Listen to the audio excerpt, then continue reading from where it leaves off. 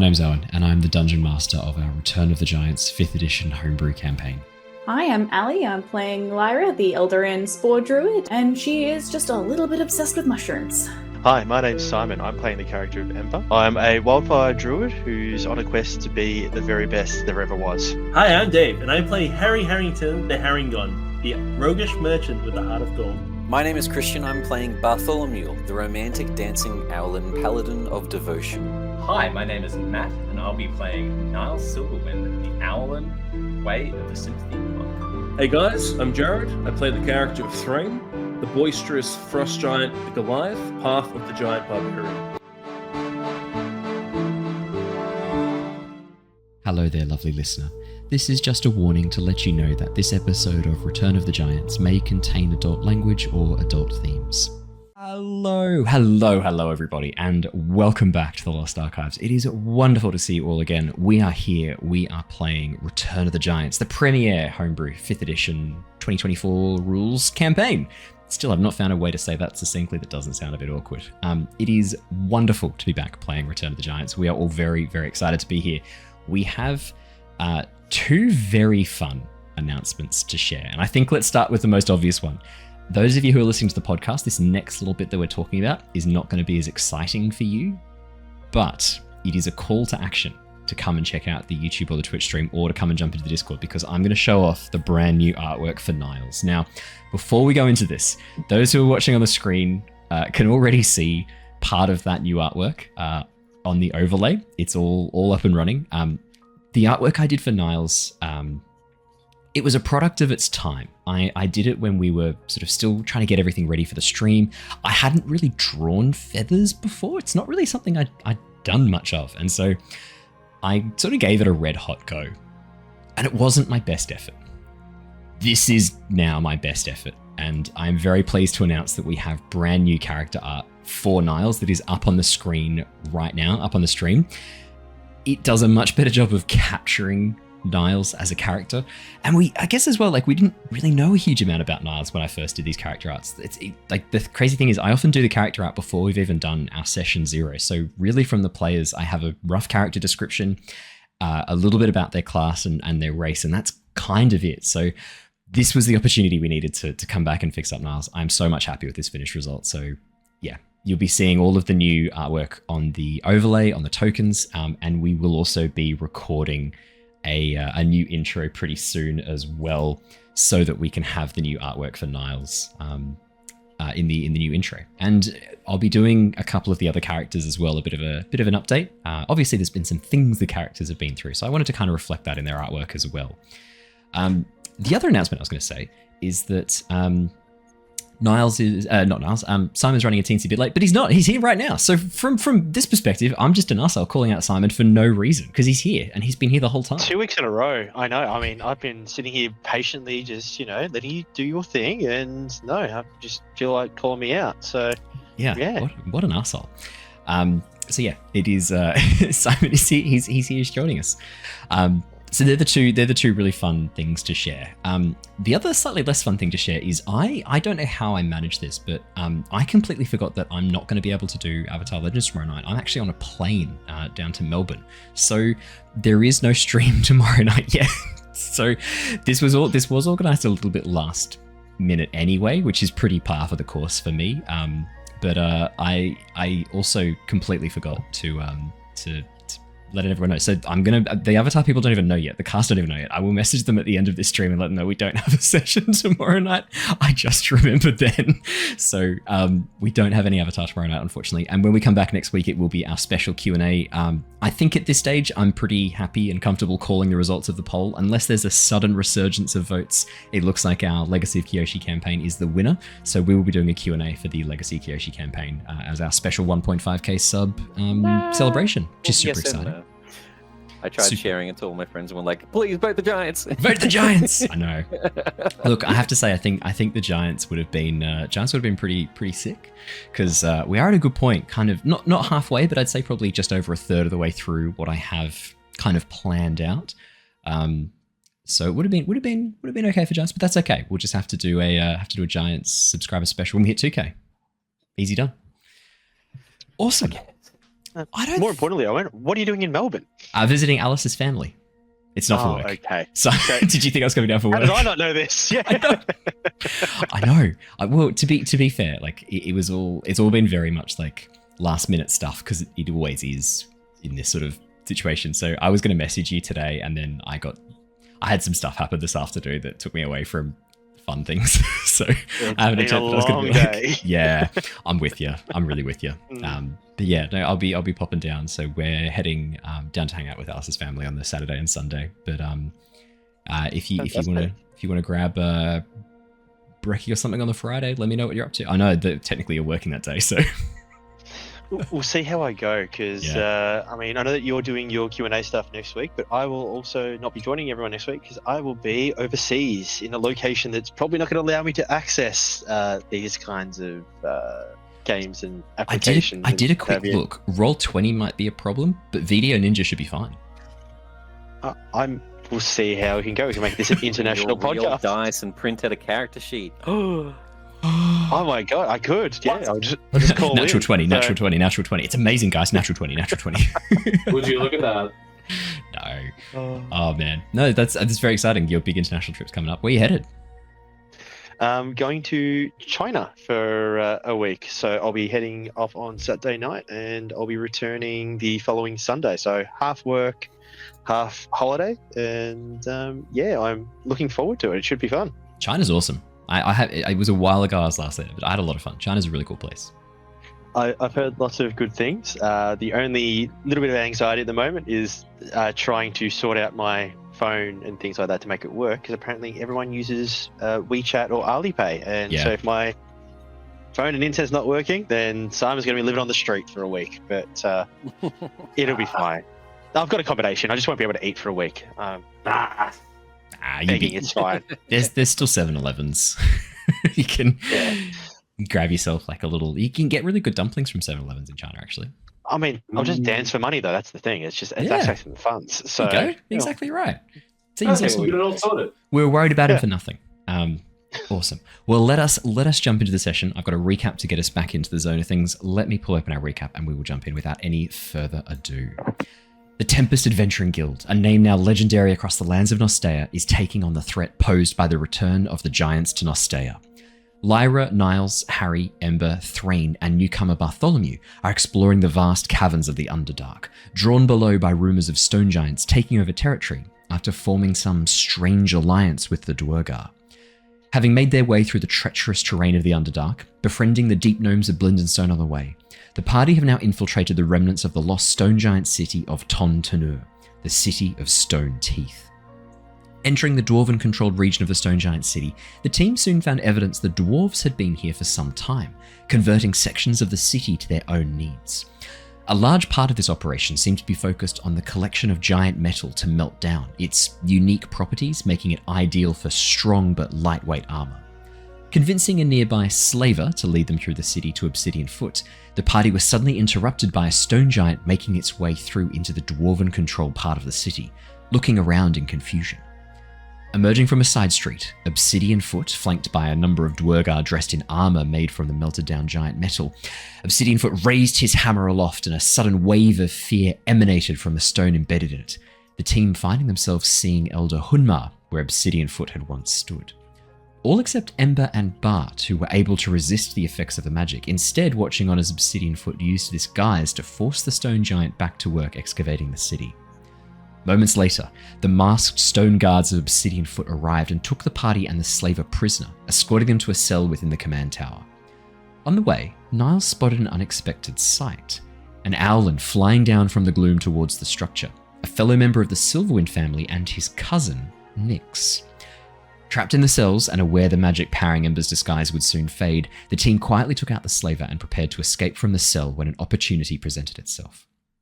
Listening at the door, Harry overheard a conversation between Obsidian Foot and Nyx, discussing the creation of lightweight armor for use by Aarakocra soldiers, Obsidian Foot also revealing he had recaptured Bart and describing Niles to her. Lyra realized it might be time to use her magic to summon some extra help, casting Conjure Fey in the hopes of calling upon some Myconid assistance. Instead, the spell went wild and pulled through a male spring Eladrin called Duergar, who seemed just as surprised as the party at his sudden conjuration. After attempting to question this newcomer and finding his answers a little vague, the team suddenly found the door opening once again, revealing Nyx and Obsidian Foot. Taking Niles from the group, Nyx attempted to convince him to join her and Titus Silverwind against the Liang clan, the current family holding power in the Eris theocracy. Niles used this opportunity to try and uncover more information, learning that Nyx was not responsible for Bart's abduction and some of the aspects of Titus's plans. Nyx, however, was getting just as much information from Niles, learning about the deal with the devil Obsidian Foot had made and about the heartstones implanted in the backs of the party's hands.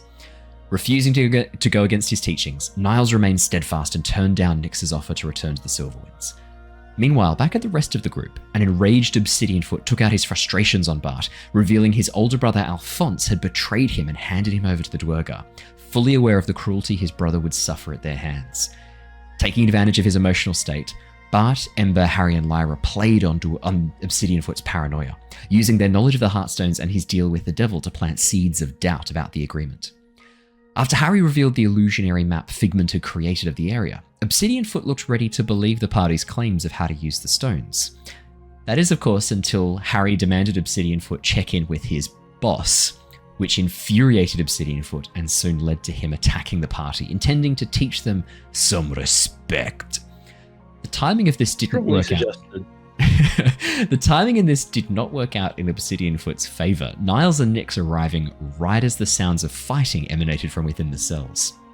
The conflict soon spread outside the doors, the Duergar rushing forward to take out the perceived threat to their leader.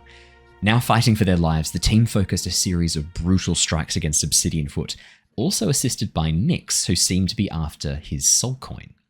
With Obsidian Foot realizing the danger he was now in, the party watched on as he pulled the soul coin from his pocket and promised the devil anything he wanted in exchange for getting Obsidian Foot away from the danger. With their master suddenly vanishing in a pillar of flame, Bart quoted the deal between the devil and Obsidian Foot to the remaining Duergar, creating a moment of confusion the party used to reveal what they knew. Still highly suspicious of the party's claim, Harry led the Stone Guard into Obsidian Foot's study, using his magical glasses and enchanted wand to reveal the devil's ritual circle. While the Duergar discussed the ramifications of this, Harry figured he'd try his luck with a nearby chest, triggering a magical trap and damaging himself in the process. Harry limping back to the party, we left off last session as the Duergar shared what they had found next door and agreed to the temporary truce. Suddenly though, one of the Duergar runners barged into the room, exclaiming, "The Giants! The Giants are attacking!" And that is where we left off last session. We're going to jump straight back in. Inside the cells, the tension is still present. Since you were able to convince the Duergar that Obsidian Foot had indeed made a deal with the devil to sell their souls and use them as currency to maintain his control over the giants, it has begun to lighten a little bit. And Harry's discovery of the ritual circle has definitely helped things out, but it still is quite tense. This peace you've brokered at the moment, it's a tenuous one. And as soon as the Duergar bursts into the room, the giants are coming! They're attacking the city! You watch as one of the Stone Guards, the one who you had cast heat metal on, Lyra, the one whose chest is burned still horrifically from the red hot chest plate. You watch as she lowers her axe a little bit down towards you, Lyra, in that moment, before she kind of has a chance to realize what the dwarf has said. There's a pause, as if none of the Duergar in the room really know how to respond, as if they're so used to taking orders. Can Yeah. Bart step in at that moment? I already had a thought of what to say, but if they're stunned for half a second and need a leader, I was raised by Daddy just to be that.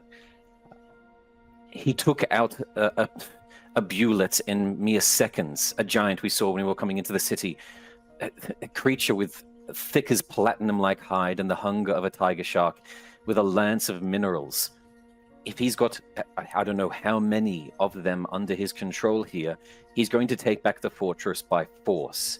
and those of you that know his secret, the deal that he's made will be silenced so that he can keep that control. You need our help right now. Make me a persuasion check, please, Bart. With advantage. That's a good one, but we'll see if we get better. 25's a good start. 25. I'll take the 25, and 22. In the pause, in the silence following your speech, you watch as the stone guard, the one who has removed her mask and accompanied Harry next door, you watch as she pauses and considers this for a moment, turns and looks back towards her companions and nods. The stone guard who had threatened Lyra, the one who Lyra had lit up with heat metal, you watch as she shakes her head. No, we can't trust them. We should just surrender to Obsidian Foot. He's our chieftain. We shouldn't do this. You watch. Yeah, Lyra? You're even just, you're assuming that it is Obsidian Foot that's come back, into this location to take control of the giants. But if he was essentially keeping them asleep and in a dreamlike state in order to control them, his now absence might just mean that they've all woken up. It might not be that there's a leader commanding this army of giants. It could just be that there's a bunch of really, really pissed off giants. And even if he is commanding them, you heard him. He promised that Cambion anything. What if the Cambion's in control now? You watch as the Duergar Stone Guard pauses and nods for a moment. The one who's taken her mask off is already nodding along. We need to be careful with this. Either scenario, there is no winning for us if we do not rally together and fight.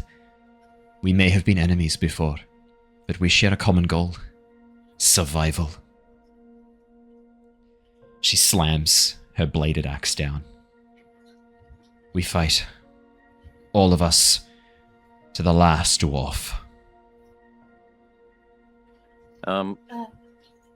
You can do it. I'm going to step towards the one that had been heat metalled, try to connect some bridges so we don't get a dagger in the back, and I'm just going to a single point of lay on hands at the most scarred region. I won't say anything. I can probably do something about that. I've got a little bit of magic left. I'll shoulder you away because I don't want you to use too many spell slots on these dirty Duergar. We got to be nice, but we can't be too nice. We got to save our resources for us. Is Nyx still around at this point? Yeah, Niles, Nyx is still in the room. The Duergar weren't letting Nyx leave either, and Nyx is kind of standing there watching all this with a very curious expression on her face. She hasn't spoken up. She's not making any sudden moves. And as you turn towards her, you watch as she catches your eyes and smiles ever so slightly. Yeah. Well, Nyx, what are you thinking of doing here? You want to fight with us, or do you want to run away back to the surface? Have you seen enough? You watch as Nyx raises one eyebrow as she looks towards you. Please, Niles, don't insult me. I'm not running away anywhere. I still need what I came here for. Armor, weapons, lightweight enough that we can attack from above, from the air. And I still do not know the secrets of how to process this metal. I know now of two people who do. You and Melgrim. And since my alliance with Melgrim has now ended, I'm not going to be heading too far away from you. I mean, the giants probably know how to make it too. You watch as she pauses and considers that for a moment and then goes, yes, if Melgrim isn't in control of these giants, perhaps... And with that, you watch as she ducks and uses Step of the Wind to dash out from underneath everyone's arms and makes a dash outside the cell, rushing towards the front, her wings held low to give her speed as she moves quickly and rapidly over the stone. That was a very good idea you just gave her, Lyra. Very nicely done. Yeah, she's a big fan of that. Did she go past me and making use their reaction? What was that? Sorry, Harry? Does she go past anyone? Yep, Does step yep. of the wind prevent us using a reaction? Or? Prevents opportunity Yeah. attacks. You can still use your reaction though. It just can't use opportunity attack. There's my So I opportunity find- to spit it. Can owls spit? I guess you could like hawk up a bit of you could like, can we a regurgitate pellet. like You could regurgitate a pellet at her. I guess that's something owls can do. yeah. I know we don't have much time, so I'll look towards the two royal guards. First things first, I'm getting my wings. You can tell the rest where you need us, and I'm gonna step past them, hoping that they see us on equal footing now. You watch as one of the Duergar at the door goes to hold up his hand, and the stone guard just shoots him a filthy look as he lowers it and lets you pass. Oh, good. Okay, sweet, perfect. That answers two things. I was wanting to get my wings, but I also wanted to make sure that we had sort of free reign, and that answers that Yeah. question. So I'll ask Harry to quickly come with me so that he can guide me. As Bart Here and he Harry, goes, yeah. as Bart and Just Harry sort of leave the gesture to room, him. I'll stick with the others just for the moment. We'll jump back to you two in a moment. Yep. Leaning up against the wall, a dagger still in his chest from where it was thrown. Dewey is sort of looking down at the blood pooling on his Oh yeah. trying not to look down at the blood pooling on his shirt as he slowly grasps the hilt and like pulls the dagger out. He goes, Whoa, wait, do it, leave it in. Lyra, can you attend to his wound there? Yeah, I do actually feel kind of bad about that. I summon him here and then he gets stabbed, poor dude. It would be a real shame if I were to poof like a summon when this is pulled out. I don't know how much damage I've taken. I don't. She'll be right. And then she leans him forward, grabs the dagger in one hand, cure wounds in the other hand from the back, and is like, as she pulls it out, just slaps him. Oh! And, She pulled the dagger out, and then as you hear, it goes, oh, that's much better. Thank you. But for what it's worth, Dewey, under any other circumstances, I would have brewed you a lovely cup of tea, but it seems you came into this realm in a very bad timing, really. Well, Dark, in the middle of a siege. The implication that I came here of my own volition, I resent. I was brought here. I had no choice in the matter. Of course, I think we're well beyond that. But yes, any other situation would be dealing with this a little bit differently. But it appears you're with us now. So I was feeling a bit faint before with the dagger sticking out between my ribcage, but I did hear that dwarf correctly, didn't I? The giants are attacking? And as he says that, there's a rumble as the ground shakes underneath you momentarily. I nod. I'm like, yep, yes, they are attacking indeed.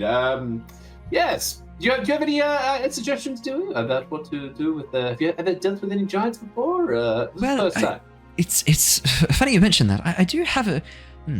I guess this was a piece of advice that was given to me a while ago when I was still training. If giants are attacking, the main piece of advice from a military strategic sort of point of mind is to be somewhere else. Oh! Well, what if that isn't a possibility, Debbie? What do we do about that? He shrugs. Very good. I give him a pat on the back. be someone else or be somewhere else in pieces, I guess. It's useful as expected. I can't let anything happen to you, Lyra. I still have a bit to chat about. So Well, but think about the songs you'll be able to sing about this event. You've already got quite the repertoire based off your experiences thus far. What? It's only been not even half an hour. You watch as he nods, sort of taking that information on board and considering it genuinely for a moment. As he does that, the stone guard nearby, sort of taking this moment as you're talking to Dewey and checking in your companions, you watch as she heads over to the Duergar by the door, including the Zaron, the one who had demonstrated some magical ability that Harry had travelled with into the study below.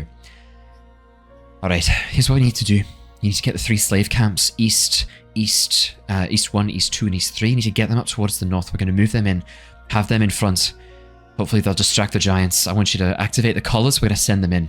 After that, we need to make sure, as she begins outlining a battle plan. Wait! Whoa! What? No. You can't sacrifice the slaves. Do you want to live? I do, yes.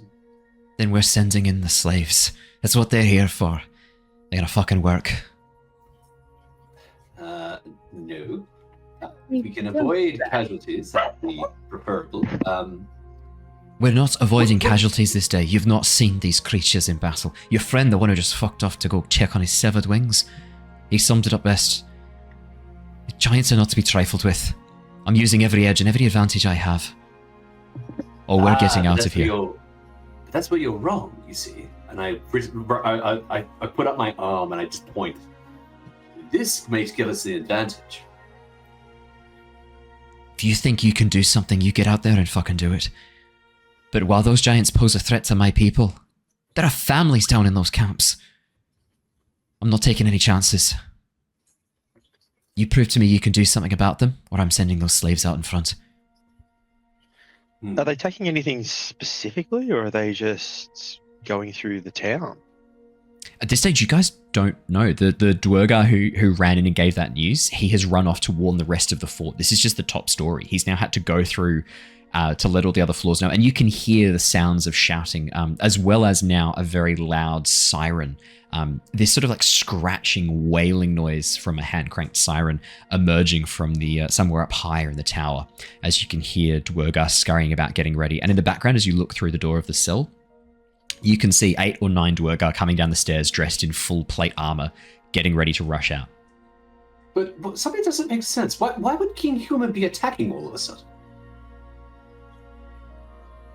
You watch as the Duergar sort of look at each other and go, well, either there's 2 options here, Bert. Either Obsidian Foot sent them here as a revenge, or with him gone, his control has wavered and they're here getting revenge. I mean, do you even think it's as, something as complicated as revenge? I mean, as far as they're concerned, we're just a bunch of ants that has taken up residence in their city without them noticing. I mean, this could just be more of an extermination. I don't know about you surface lot, but down here, do you know what we do to ants? Other creatures that get in our way. That annoy us. We step on them. Oh, I had a bit of an idea, actually. Yes. Go. Your friend Nix has already run off. Go. Get out there. If you think you can do something, if you think you can stop this attack before it begins, you get on it right now. I'm going to have a team of screamers behind you, making sure. But I'm also sending out those slaves. They're meat to put in front of us. Every hit they take is a dwarf who can fight. I'm not wasting that advantage or that opportunity. Well then, looks like we better act quickly then. Looks like you better. Niles gives... They're still Duergar. They're not good, because Obsidian Foot's not here. I give him a bit of a greasy, and then I just look at the rest of the party and go, I think we should probably reconvene with Bart and Harry, and I guess head to where these giants are. If the Duergar are serious about what they're going to do with the slaves and to mitigate any sort of more casualties, we need to get on the front lines by the sounds of things. I'd also probably want to turn that to Duergar and say, I mean, these slaves, you say they're collared. How do we get them, or how do we convince them to attack with us? If we're going out there and being in the front line with them, do we have something that we can take to help control these things? You'll have Duergar with the control switches. You don't need to worry. We'll take care of that and the slaves. They'll be in front of you. What do these collars do? You watch as she smiles, this very grim, very, very unfunny smile. Oh. They discipline the slaves when they try to run away. And if they're successful and get too far, or we get bored, boom. Right in your face, Ember. Oh, they're so evil. I hate this. Oh. You're not too worried about your soldiers getting too trigger happy and doing this before they get a chance to get taken out by the stone giants? She pauses, she considers that for a moment, Ember. No, we're trained warriors. They're not going to set off these No, they're not going to set off colours before they're ready. No, we're not some weak elf. Not going to crumble under the pressure of combat. We're fighting Duergar. We stand before any foe. I would say that my friend, as you said, Nix, she would be very displeased if the so-called slaves, the ones getting her order ready, would miraculously disappear in combat. I would assume that would hamper productivity. Nix's agreement was with Obsidian Foot, not with us. She's going to have to renegotiate the terms of whatever agreement she made with him. And I'm very ill-inclined to offer any outsider access to this metal. I advised Obsidian Foot against it from the beginning. This is our advantage. Why would we deign to share it with any lesser groups? Well, that is a good point. But yet, your so-called chief decided to do that, among other things. Anyway, semantics. I will meet up with my friends and I'll see what we can be done. As the Duergar calls out cowardly elves next to you, Lyra, you hear Dewey go, fuck me, I'm just standing right here. Unbelievable. As he looks at you, because she can see us, right? Oh, yes, I'm sure it was very intentional. Don't worry about it. Assholes. This is why I hate the Underdark. Underhanded comments, more like it. Unbelievable. Yeah. As he sits there just like really quite insulted. I don't particularly want to come back here either, really. I'm with you on that one. But Harry and Bart. by any case... Oh, sorry, you go. Yes. You go. Then we'll jump in with Harry and Bart. No, you go first. Harry and Bart. As you rush out of the cells, Harry, you lead Bart back towards the room. As you step into the study, Bart, the room is exactly the same as the one that you saw in the scrying. There have been some minor changes though. A massive blast of ice has shattered from one of the corners, emanating from a chest, and there is still ice clinging to the ceiling and the walls that has not yet melted. A thin layer of frost covering a lot of the exposed surfaces, and you can see scorch marks around the edge of the chest where the glyph of warding had been activated. Okay. Harry. Because of the chaos. Sorry. What condition's the chest in? The chest is in perfect condition, Harry. Cool. Yep. Sorry. Go on, Bart. Mine was something as we're making our way to the room. As we're making our way towards it, I would like to... There's obviously guards traveling through the hallways and big rush. Okay, as we see the hallway and see the door itself in question, are there guards out the front, or has it sort of been forgotten about at the moment in the chaos of the giants? There's only one Duergar there, and it's the older Zaron who has sort of wandered back over to keep an eye on the ritual circle. As it hasn't been deactivated yet, he's sticking around to try and figure out what to do about this ritual circle. And as you approach Harry, he looks up, gives you a nod, and then goes back to examining the circle that's carved into the floor. Okay. How... For your description, he looks like if he was a human, he'd be in his late 70s, early 80s, white hair pushed back. The beard has been braided into these little, almost like points that come off at different angles, where he's looped in little sections of what looks almost like this black coated rope. Does he look like a fighter, or does he look like a librarian? He looks like a scientist or a arcanist. So the closest approximation, Bart, as you look at him, is one of the arcanists of Oxenford or Palin. Looks like an artificer of some sorts. Harry sees you sussing him out and is trying to make eye contact, looking for a signal of anything. So he's good to follow your lead. Yeah. I'm gonna look towards Harry. Out of everyone in the party, I feel like he's most inclined to sort of just flip a lovely chaotic switch, and I'm just gonna put a claw across my neck. Oh shit!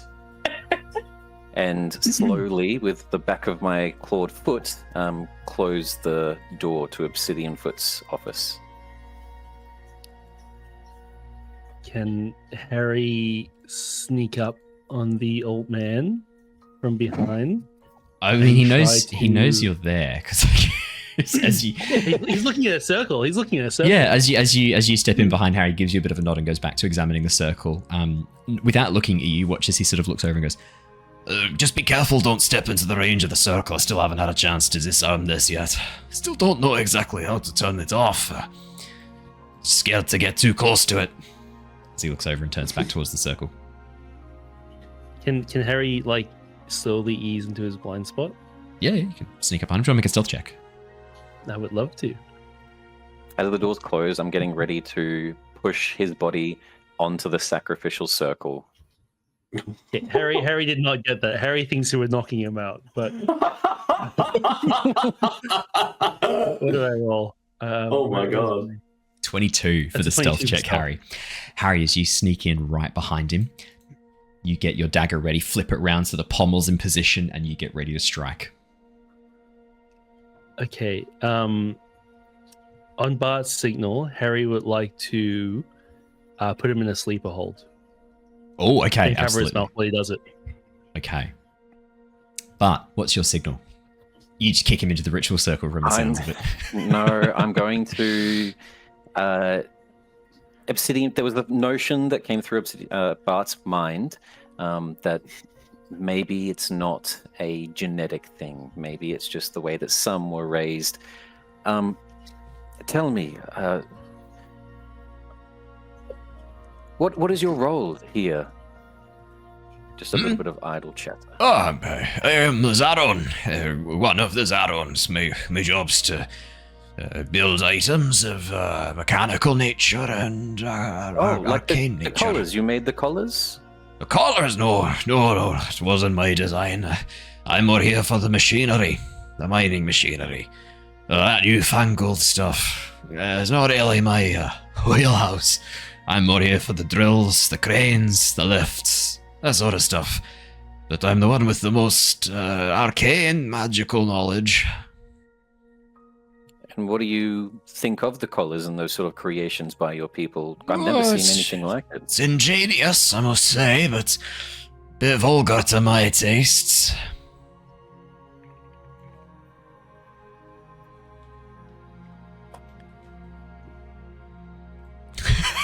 I'll shake my head at Harry. Oh.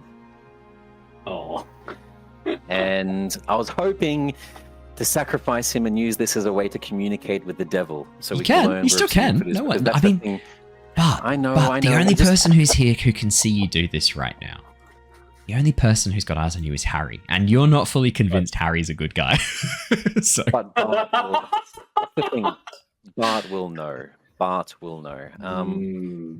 And see, the problem that I'm facing is we know where the stone giants are. They're causing fucking chaos. We don't know where Obsidian Foot is. And obviously they're not going to know either. I am going to... I just Yeah, love shake this my idea head of at, Harry turning to Bart and going, "Are we the baddies?" as you kick him into the ritual circle. I was really 'Cause I'm on hoping he was board. going to say he was some sort of like Nazi scientist making the collars, and Oh yeah. I'm more happy I'm about this. super evil, and it makes it very easy to decide. Yeah, I I'll think the shake my head DM at figured Harry. that out, and I wanted to.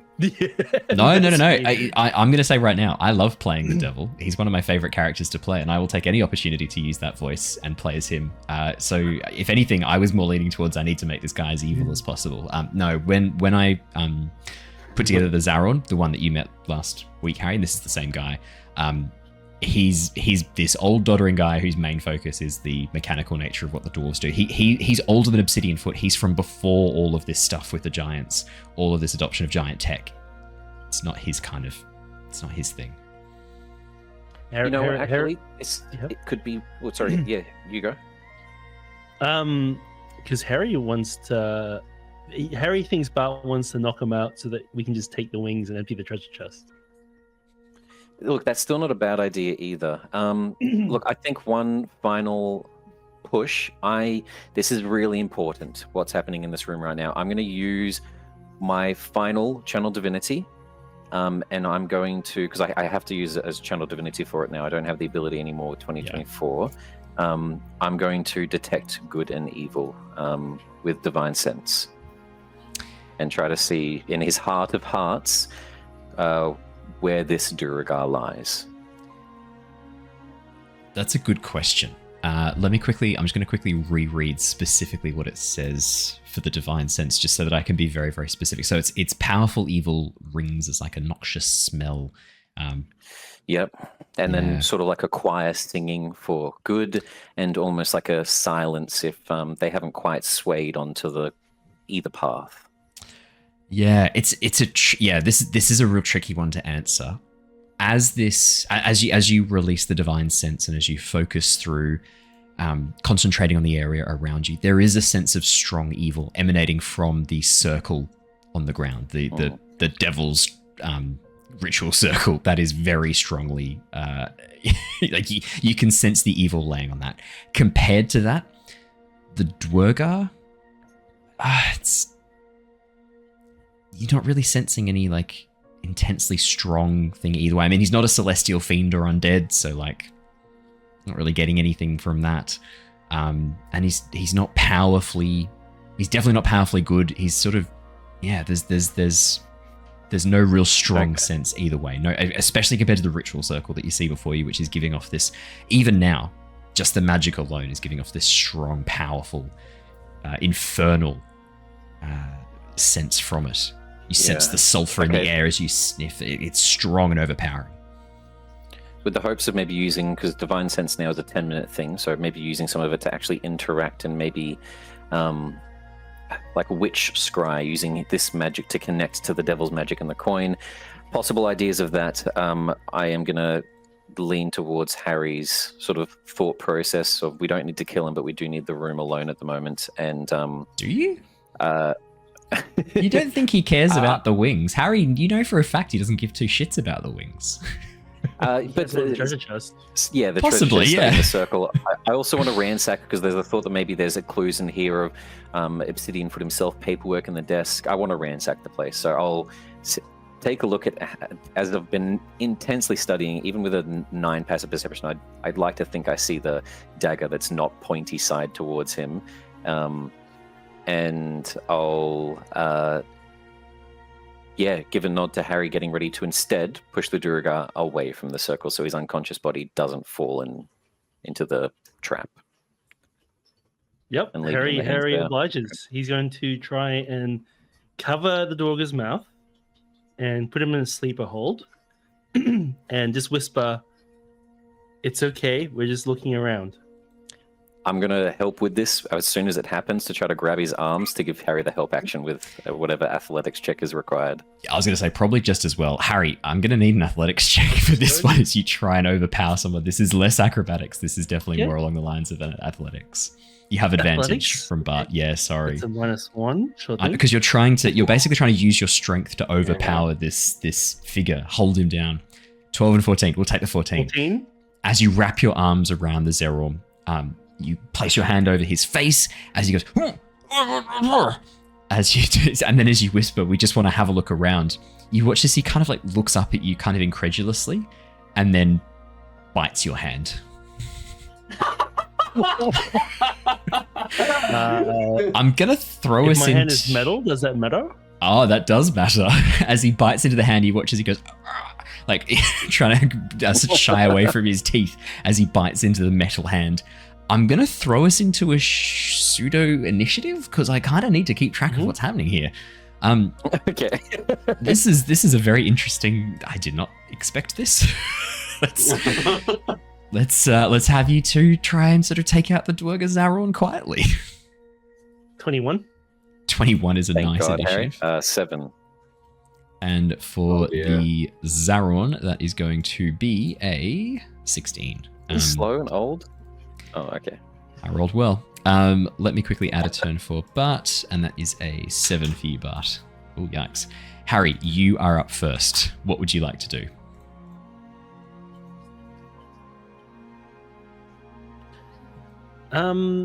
Harry... Well, so you saw my message earlier that I would like to use my...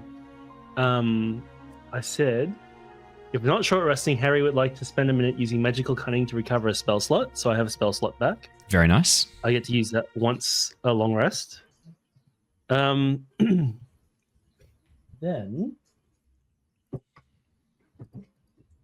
I mean, if you had a sleep spell, now would be the time for it. Well, I mean, I have Hex, and I can give disadvantage to strength saves. Yeah. Would that help me with It's my not saves, sleeper it's hold? ability checks, which is actually perfect for a contested. Yeah, it doesn't Grapple. affect saves, but it does affect a contested grapple. Oh yeah, ability checks. Yep. Okay, so I would like to use Hex Okay, specifically on strength. perfect. I think that's a very good call. As you grab onto the Zaron and cover his mouth, you then unleash the magic of Figment into his body as chains spring out. These like illusionary chains spring out from your gemstone and begin wrapping around the Zaron, pinning his arms to his sides. What else would you like to do? You do I still have would the action like if you wanted to to- give it another try. Yeah, I would like to do sleeper hold again. So just so you know, the action Yeah. I knock out someone instantly isn't a thing. Yep. So- Okay. If that's the case, I will do. Really? Man. I will do. If that's the case, I'll do non-lethal rapier damage. If that's okay. Absolutely, that's absolutely fine. Do I get my sneak attack? I'm I- within 5 feet, right? You've got an ally within 5 feet, so you don't get it for surprise, but you do get it for the ally within 5 feet. Sorry, it didn't roll the hit. That's did it? okay. That's okay. No. How do I roll the hit? That's it. 24, 24 to hit. definitely hits. 7 piercing, so 8 15 sneak damage. attack. How does Brilliant. non-lethal rapier damage look? You just hit with the butt of the In this of the instance, rapier. I'm kind of imagining rather than targeting his flesh, he's actually targeting the gaps in the armor. So the Zaron is dressed in this very heavy overlapping armor that's kind of there's elements of artificer technology built into this. You can see sections where it's helping to keep him upright. There's almost like an exosuit's quality to this armor that he's got. Harry's basically disabling that armor to kind of paralyze him and trap him is how I imagine the non-lethal with the rapier. Okay, Harry, anything else on your turn?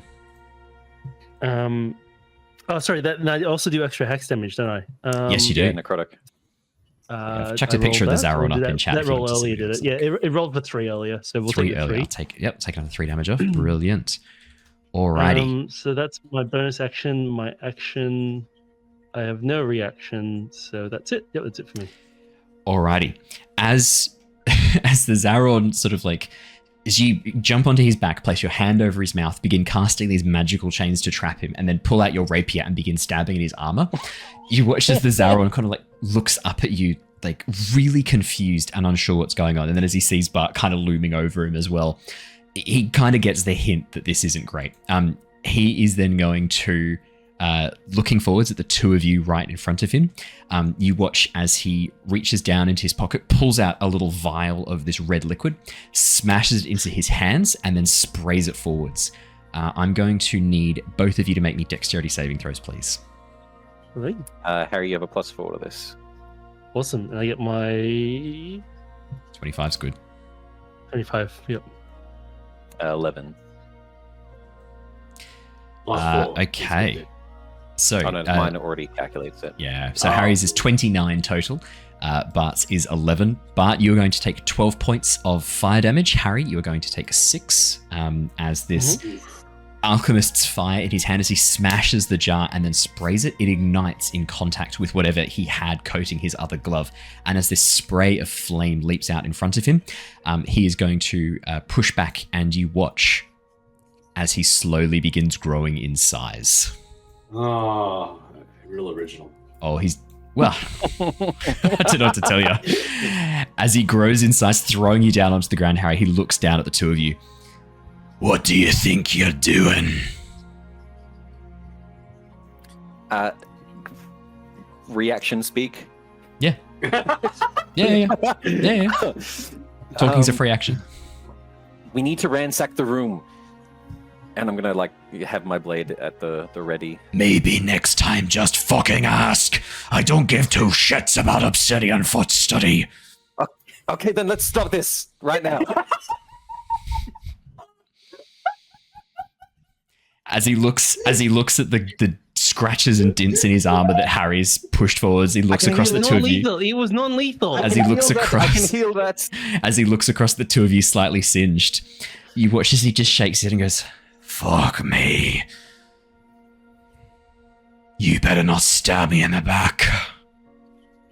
I won't. I'm gonna sheath my blade sort of slowly walk towards him with like glowing hands. Harry puts his rapier down near the door. He hasn't shown his like warlock abilities that I know, but we're still young and rash. We thought that you would be loyal to the crazy devil worshipper. I'm here trying to deconstruct his bloody ritual circle. What part of that looks like loyalty? There was Duergar behind there. We're outsiders. I'm sorry. And I'll use it. Let me heal you. Let me heal you. No, you're not fucking getting close to me. Never mind. I'll use another 2 points of lay on hands and just try to somewhat close the wound. As he shrinks back down and looks at the armor, he goes, his voice returns to normal as well as he shrinks. Yeah. You lot. The fuck are you thinking? We're not very good at thinking. Next time, try asking. I would have told you I don't give two shites about the contents of this room. Well, last time I asked him, and the lady told me off. Because you were setting off traps, you asshole. As he looks at you. We didn't know what in this room was safe, and you detonated a fucking trap. Please, hey, it was for your own bloody protection. The last time I converted the Duergar, I had limbs surgically removed. Don't hold Obsidian Foot against the rest of us. He's a cruel, small-minded despot. I served him not because I wanted to or because I owed him loyalty, but because I'm an old fucking man. My options are severely limited. He promised me access to metal. Metal that was unlike any other. Okay. I'm not loyal to him. I was loyal to what he gave me. If we could help change that, I want to remove him permanently from care. It might change the way that this fortress moves. You could help with that. This could be a moment for your people to carve a new path. You're one learned with your people's technology. Would you help us free the Swift Noblins? We have a bargain with them from Blindenstone to help. I know that we just attacked you, but we are scared and anxious like a deer being hunted. Diplomacy 101. The fuck's a deer? No. As he shakes his head and goes, fucking surface lot, you're cracked in the head. I'm not helping you free fucking slaves. You lot are lucky I'm not. You lot are lucky I'm not calling out, getting the guards in here to take you away. You almost just broke the truce we just bartered. I know. Fine, whatever. I thought it was worth a try, and I'm going to walk over to the wings. Oh, it's careful of the ritual fucking circle. Careful of traps. If you get me caught up in another explosion, I swear to Ludiger, there is going to be blood on these fucking cobblestones. I believe Harry's echo lets him heal 11 HP. So Harry would like to heal himself for 6 and heal the Duergar for 5. As you heal him up, he just watches you, goes, too fucking right. And then to further apologize, Harry hands him a dwarven dagger that we picked up along the way as a gift. Oh. I think it was an ornate dwarven dagger. Ornate dwarven dagger. You watch as he takes it, looks it over, and goes, oh, this is a good piece. A fairly reasonable make. Well balanced. Good enough that you'd help us free the slaves? I'm not helping you free fucking slaves. Oh, fine, okay. Get your fucking wings and go do something useful. As he bends down, he's looking at the ritual circle again. Do the rest of us turn up at any point? I'm going to say at this point, it's at this point, as you walk in, the situation exceptionally, there's this chilly, almost awkwardness currently pervading the whole room. Harry's at the chest, I'm at the wings, he's at the circle, no one's looking at each other. It's just burned floor and icy floor. No, did Harry set up another trap? What's going on here?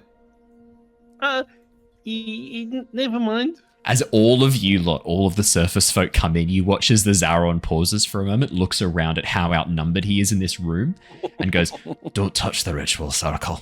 And then he walks out, not wanting to be alone in a room with any of you, as he wanders off. What was that about? Oh, you know stuff. Yeah. Niles just kind of shrugs. Okay. Well, whatever you're doing, you probably need to make it quick. The Duergar are planning to send the slaves in to fight the giants first, and maybe detonate a few of them as well, which is probably not ideal. So I think time is of the essence here. Well, actually, we never got a chance, as I'm sort of looking at the wings and still anxious to actually demount them. Sort of almost like subconsciously putting it off. Like, this is a lot emotionally. Ember, you spoke with the Swift Noblins. What was arranged? So we were going to try and organize an escape. I told them that there'd be a big signal of fire, and we could use that as a... Use it as force, Simon. Use it as what?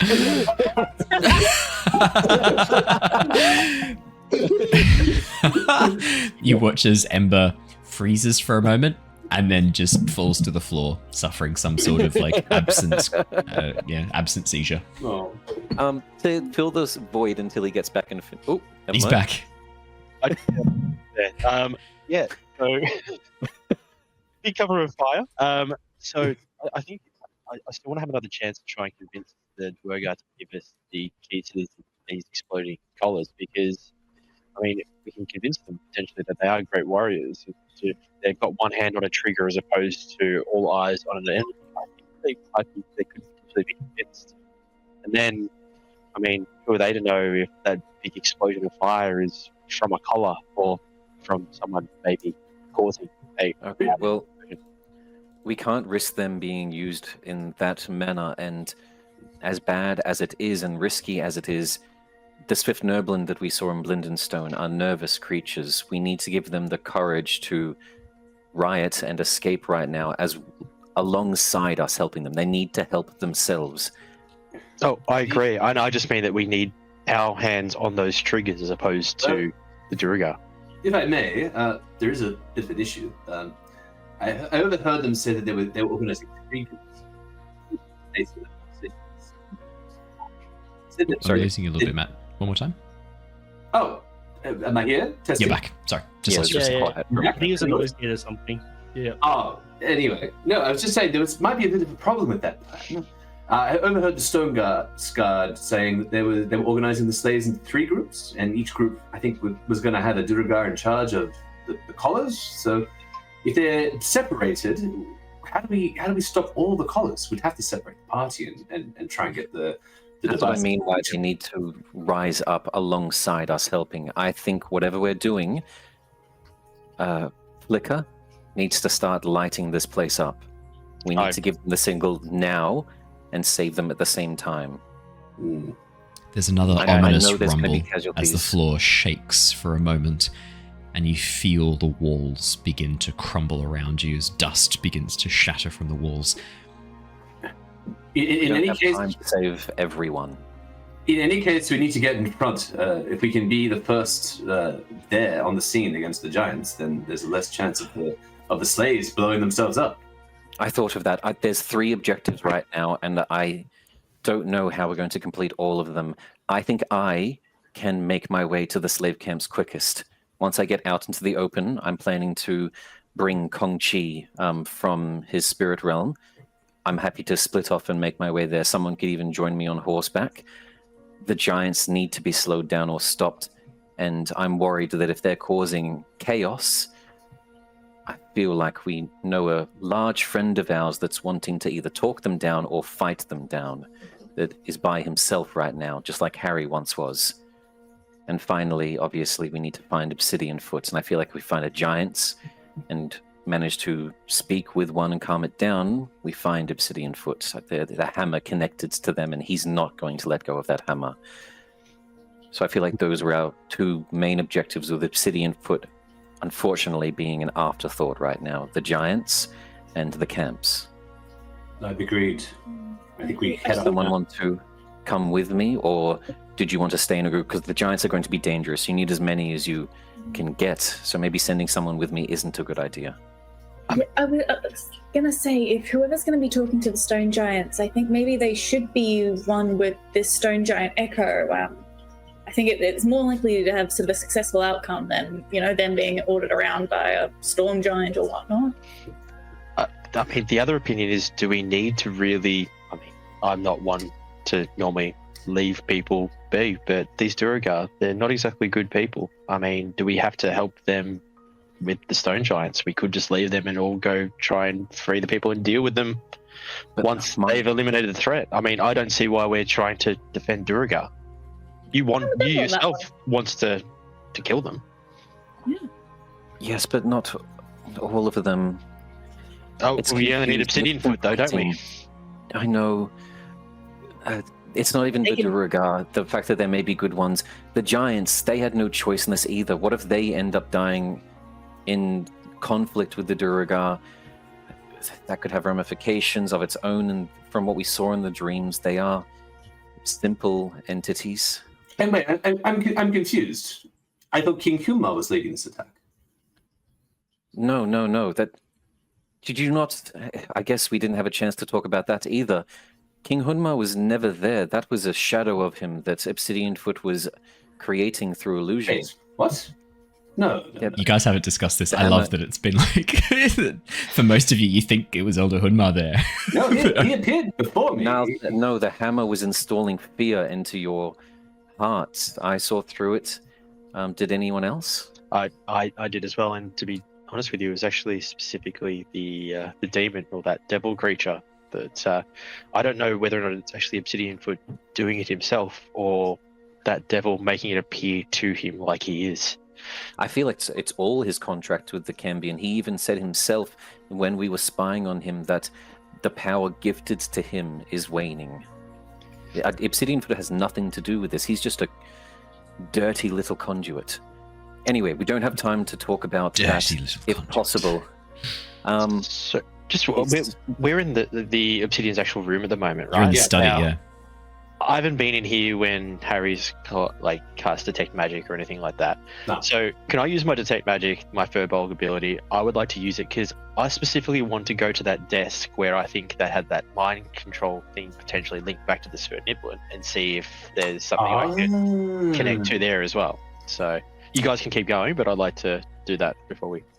Could I get to rush as well? Investigation or perception check as well, please, Ember? Because you still have to kind of search for stuff. The magic doesn't shine through objects or things like that. It's not like X-ray vision, but it is good too. Can I help Ember search? Oh yeah, Ember, you have advantage on this check. Harry specifically check the room for more booby traps that we Yeah, that's a good call. Investigation or perception check, Harry. Can Niles offer emotional support to Bart? Yeah, for sure. Dewey's gonna go and look at the ritual circle, the devil's ritual circle on the ground, and go like, "Oh, this is a nasty piece of magic. I'm not going to touch it. You Luddite, not an idiot. It's a very interesting piece. I can lick it. I'd rather not. Mm-hmm. Rather nasty piece of magic here." So 25 per some perception there, Owen. So fantastic. Using detect magic with that as well. Ember, as you begin going through the room with your magic up, you can see that the chest that is still standing next to the desk, even though there's now fragments of junk and rubble around it, the chest is undamaged. It looks like there's been some sort of magical explosion sent on the chest, and you can see glowing faintly arcane runes all over it. Some sort of enchantment or spell has been placed upon this chest. It looks a lot like a glyph of warding to your eyes, Ember, as you examine the magic. Oh my god. I'm going to point to that and say to Harry, is that the one you tried to get into, Harry? Oh no, I didn't try to get into it. I just kicked it. I understand how you work, Harry. Yeah, we kicked it.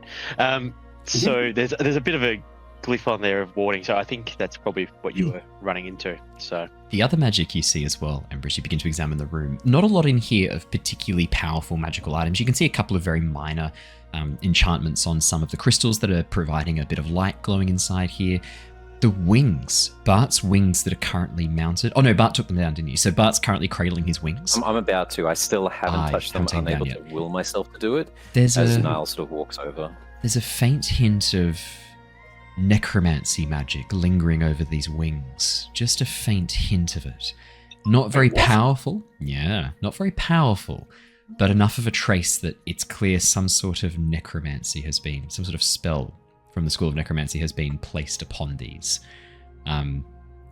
As you begin going through the desk and the drawers, there's a number of very minor items and artifacts in here, Ember, none of which look to be particularly impressive. It looks like Obsidian Foot had been collecting any items that looked particularly interesting from the digs, from the excavations of the Stone Giant City.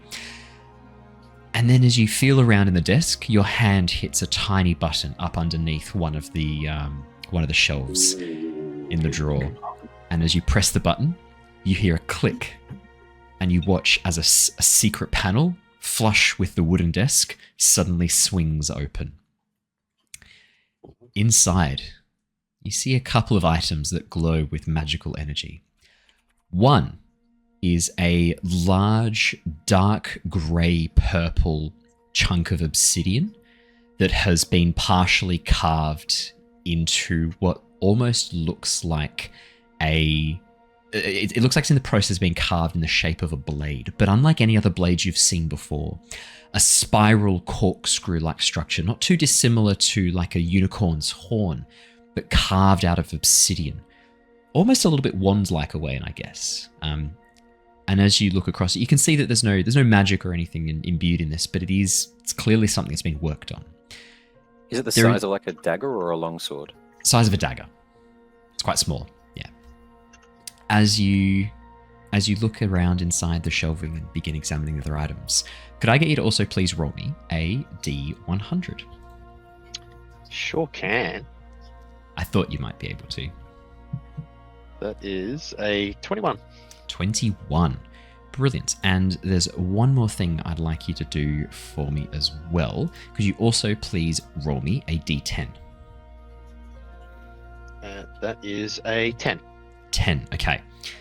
As you go across... Okay. As you look inside, there's also a couple of other items as well. One of which is inside a box. As you pull out this little wooden container and open up the box on the side, there's no glyph of warding on this little box. It looks like he was trusting it to be hidden inside, hidden inside and hidden away from the eyes of any other thieves or would-be ne'er-do-wells. As you open up the box, you can see a very large belt buckle that has been fixed to a very dark leather, almost like a shadowed leather belt. It's clearly made for a dwarf. It's a bit smaller than the average belt that you've seen. But interestingly enough, as you examine it and begin looking over it, you can see there is magic emanating from this. This belt is enchanted. Looks like an enchanted magic item. it is? It doesn't look like it's belonging to any other. It looks like it's from the School of Enchantment. This is a magically enhanced item. So rather than having like a spell effect placed upon it, this is an actual enchanted item. Oh, that looks quite interesting. I'll probably go over to Harry because I know that he's the one that's always interested in this kind of stuff. And Harry, I found this. It looks probably a bit too small for me. Is this something maybe useful for you? Yeah, I mean, everything's useful in the right hands. I'll hand it over to Harry. Oh my god. Okay. And before I move on from the desk or anything else, so yeah, obviously I was trying to see if there's any mind control thing. The other thing I would have thought of is that if these slaves have collars that can be triggered individually, would Obsidian have a main switch in his desk somewhere?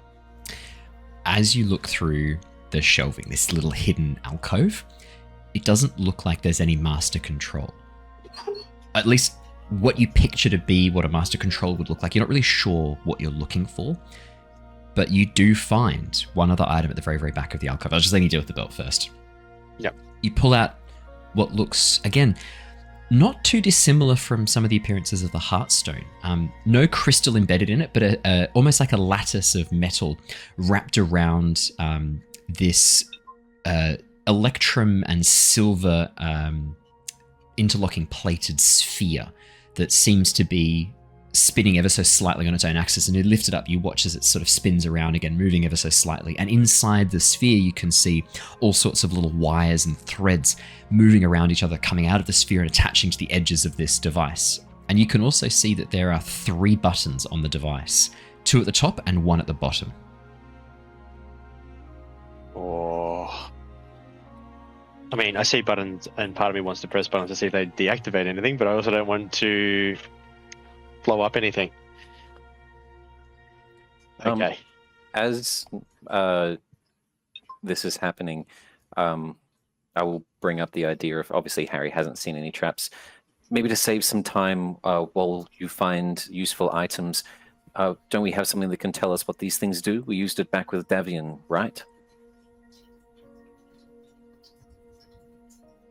Do we? My one lets me tell you what kind of magic things you, but it doesn't explicitly tell you what it does. I thought we had something that metagaming. I thought we had something that identified items. I'm not sure. Is that what the one does? No, the one casts detect magic. You've got the goggles and the wand, but I don't know if they tell you what. Oh, I thought we had something. That's all I have. I'm not sure you've had identify.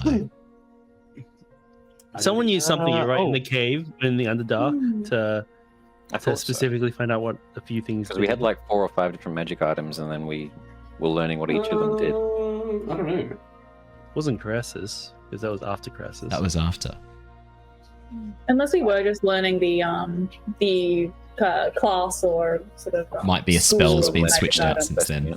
That's what I was wondering. Yeah, I've got the spell magic, but I haven't got anything to. Okay. So. No, never mind then. I won't interfere. We'll never know. As you pull out this, how would one go? Wait, yeah, go Harry. How would one go disarming the ward on the chest? Is it still active? It is still active. Ember's pointed out there is still magic there that is glowing softly. I got the 20 on the perception as well. So yeah, Harry, as you look, you can see. Is there a way for me to disarm it without the spell? As you look over the chest, it looks like this has been placed upon the chest, not necessarily via a spell.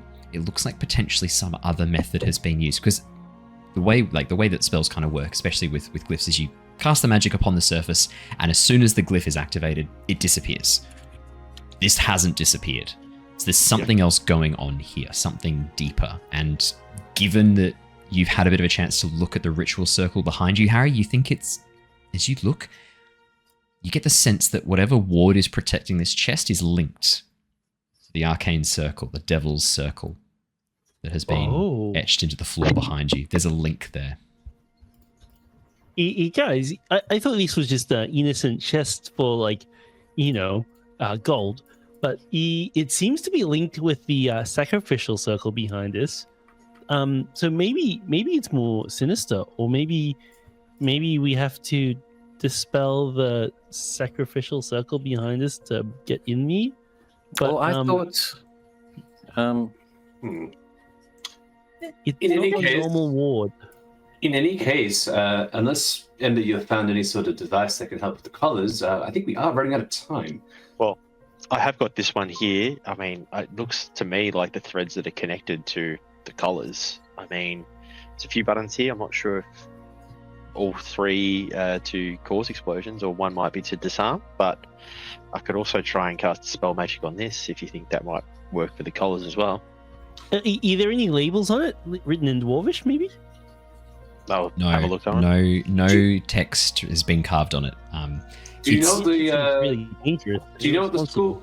Do you know what the school of magic is that's compelling that device? Yes, you would, Ember. As you look upon it, it is evocation. I can share that. Oh, got some lovely. Any of the buttons look more worn or dirtied or anything than the others? Like it's more commonly pressed? So this one doesn't look like it's being used that much at all, Ember. As you examine it, this one hasn't been used very frequently, if at all. As you look across, there's no signs of obvious wear. There's no signs of like big fingerprints, big dirty fingerprints on the buttons. What color are the buttons? If the Zeron is outside, we could surely just ask him, right? I mean, actually, that's a really good idea. I think one of you, other than Bart and I, should ask. Just for reasons. What do you mean?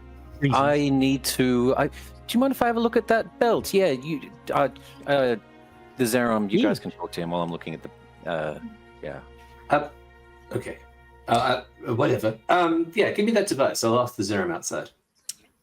Andrew has redeemed 2 lots of inspiration because he can't do it in the Avatar stream. Christian and Dave, Harry and Bart have been given inspiration. You may mark down that you have inspiration. Needed after the chaos that just ensued. Nice. I will realistically ask, still procrastinating, I feel. Ember, I am still in slave rags. In all sincerity, do you mind if I have the belt? Oh, I'm more than happy. I've got this lovely cloak, which I may or may not intend on giving back. So I just thought dwarven belt and small rabbit. My art looks cool, but I realistically think that I'm in like just literal brown rags at the moment. One of the other things I should mention inside Obsidian Foot Study, I mean, it's not just your wings that are mounted on the display. It looks like there's also some armors and some robes mounted as well. Okay, never mind. I thought you were going to say there was more body parts. Other body part trophies. No. So one of the things you can see is you're special. It's okay. You're special. You can see a large, like a half breastplate, like a warrior's half plate chest guard has been mounted. Something clearly from some surface dweller. It's too big for a dwarf, and you can see that it's currently up on display, as well as a cloak. This is clearly made for a dwarf, but looks quite long and looks quite comfortable. Bart. I'll grab the cloak and the belt to help sort of wrap the cloak around, chuck the belt on. Is there any immediate effect? I believe there is when you first put the belt on. Yeah, how's that going to work for an Owlin? I was thinking that, yeah. So some of us know lots of feathers there. Some of us know what this is. Some of us don't know what this is. For those of you who don't know what this is a belt of dwarven kind. It's a classic D&D magic item that I'm very excited to use it. There's an updated version of it in the 2024 rulebook that I thought, let's go. There's no better place for it. No, you need to be attuned. Nothing happens when you immediately put it on, except in the normal belt. Unfortunately, this isn't the normal belt, but as you put the belt on, I'm going to need you to make me a wisdom saving throw, please. Cool. Oh, that is my bread and butter. Oh, unfortunate roll though. I'm going to use my advantage from the stream. Yay! That is perfectly timed advantage because I was about to describe 17's a lot 17. Better. Thanks As you put the belt on, Bart, there's this immediate absence that you notice. For a moment, you really stop caring about Sverfniblin, about the people around you, about this problem with the giants, this sense of apathy towards their struggles and their plight washes over you for a moment. And then as you realize that's happening, your mind goes back, focuses on this sudden, strange shift. And as soon as you notice, you feel the sensation drift away and fade. But for a moment, you really couldn't have cared less about those weaker than yourself. Oh no. Oh no, no, no. This is a belt of Duergar kind. Oh shit! Oh. That's right. When you have experienced D&D players at your table, it's often good to throw variations of existing magic items at them because they get really excited. Like, it's a belt relationship with this belt. Boots of elven kind. Yay! No. With the belt wrapped around, I'm finally going to walk up to them on the wall, my wings, hands definitely shaking. Knees weak, palms sweaty. I will notice this, and I will give you a bit of a pat on the back and say, you can do this. I believe in you, son. I'll take them off. Do they? Obviously, I don't know that there's that magic across them. But do they still look shiny and white? It's the weirdest thing, Bart. As you look at them, the feathers are undamaged. The sections of the ragged sections of flesh where they were hewn from your shoulders, there's no blood there, but the flesh is unmarked by age, which is, there's no necrosis, there's no putrefaction, which doesn't make any sense. These were cut off you months ago. Do I get any sense of them being... My divine sense would still be active if for no sense of evil or good. More minutes. Is there any feeling of consecration or desecration? No sense of consecration or desecration. The closest thing to desecration was the circle, the devil's ritual circle, which is why I kind of highlighted that a bit more. It's not really desecrated land, but I thought it was close enough that I was like, yeah, I'll give you a bit more on that. But no sense of that on the wings. I might actually walk up to you and be like, I know this might look a little odd to you, but I detected a bit of magic, and he may have been trying to preserve these as a trophy, but I think maybe they were trying to be preserved because they want to make their way back to you. What sorts of magic, Ember, did you detect on these? Some, necrotic. Yeah. That's unusual. Are you familiar with necrotic? I'm not. I just got a sense of it when I was checking out the room. Also, just with the stream, I think I'm lagging a little bit behind from the storm, so sorry if I speak over people. That's what's happening. Okay. For those of you watching, there's a massive storm in Brisbane right now that is just going haywire out there. If it looks like the spell's worn off, it looks like it's preserving them, right? Like, I can do a very similar spell that'll stop decay for about 10 days or so. And if he has anyone that can do a similar type of magic on staff, it'd be very reasonable that he could just free up the spell every, 10 days or so. What does the magic do? Can it be used to repair? Not to repair. Preserve? It just stops decay. It just takes the item out or whatever it is outside of the natural way of things for a very short amount of time. Do you have any healing left, Lyra? Healing, yes. Limb reattaching, no. Well, I just thought with them being preserved and healing, I wonder if it could be used. Bart's going to sort of interject and assume just in a pessimistic nature that it's not going to be that easy, even with what Ember said, maybe the wings are doing this themselves, and is going to pass them to you, Niles. It's fine. We have more important things to do right now. I know that I can handle myself without them. Well, I can put them in the bag of holding for now, and that will keep them well until we can figure out how to get them out. As you say that, oh yeah, Ali. I was just going to say, on the topic of healing, before we sort of dive into whatever the fuck we're about to start doing. Yeah. How's everyone feeling? Some of you guys took a bit of a beating back there. I could use a bit of restoration if possible, if I'm going to be heading to those eastern camps. Yeah, I did take a bit of a hit as well, but I give the healing to Bart first. I'm going to give state that any support could be helpful if I'm going to be heading off. Yeah, I'll give one to each of the birds, the battered birdies. So first one for Bart, second for Niles. What were you casting, out of interest? Cure Wounds. So she just walks up behind the two of them and just on the back of each one, just gives them a little tap on the back, like, you guys are doing good. So you're heading to the northern camp? Were they northern or eastern? Eastern. All of them are east. All of them east? I was planning on summoning Kongchi when we get out of the confines here and heading over there. The more I think about it, the more I think all of you should head to the Giants. Harry fills the role of being a stone heritaged one, and Figment might help him connect with them. But before we go, perhaps I should just quickly check with Zerum about this device. I do really want to know what this is. Before you... That's not a bad idea.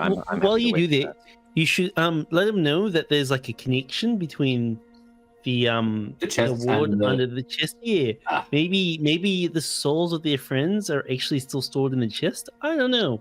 I'm not good at this magic stuff, but Well, they could be redeemable still. I'll go talk to him right now and let him know. Tell him what's your idea. A moment of silence as Niles heads to the door. Bart, with the last probably like minute of divine sense, would like to approach the ritual circle and attempt that first thought of his of trying to ping a connection to the Cambion. Oh. You don't need to. As Bart goes to turn around, the room shakes once again as this very ominous rumble, this time way more pronounced, as a violent tremor shakes the entire room, causing all of you to stumble and fall for a moment. And as Niles goes to head towards the door, you see a Duergar standing right in the middle of the ritual circle.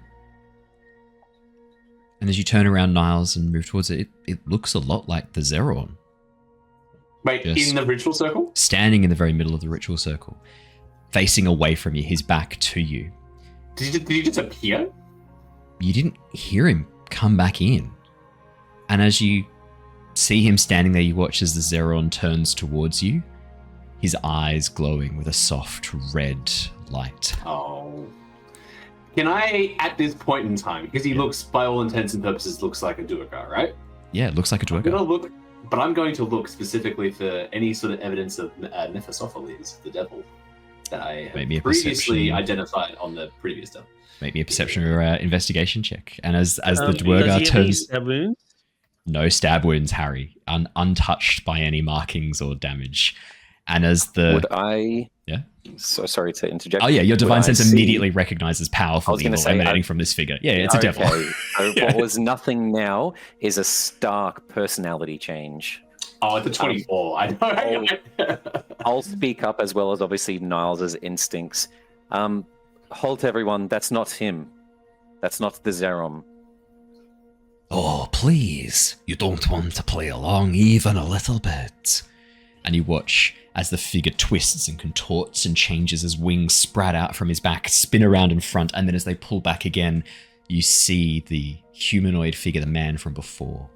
Tanned olive skin, short black hair with greying temples, very handsome man dressed in very, very elegant noble's clothes. And as the wings move back in behind him, you watch as he shrugs and then reaches down and pulls a bottle of wine out from his satchel, pulling open the cork, and then lifts up a goblet.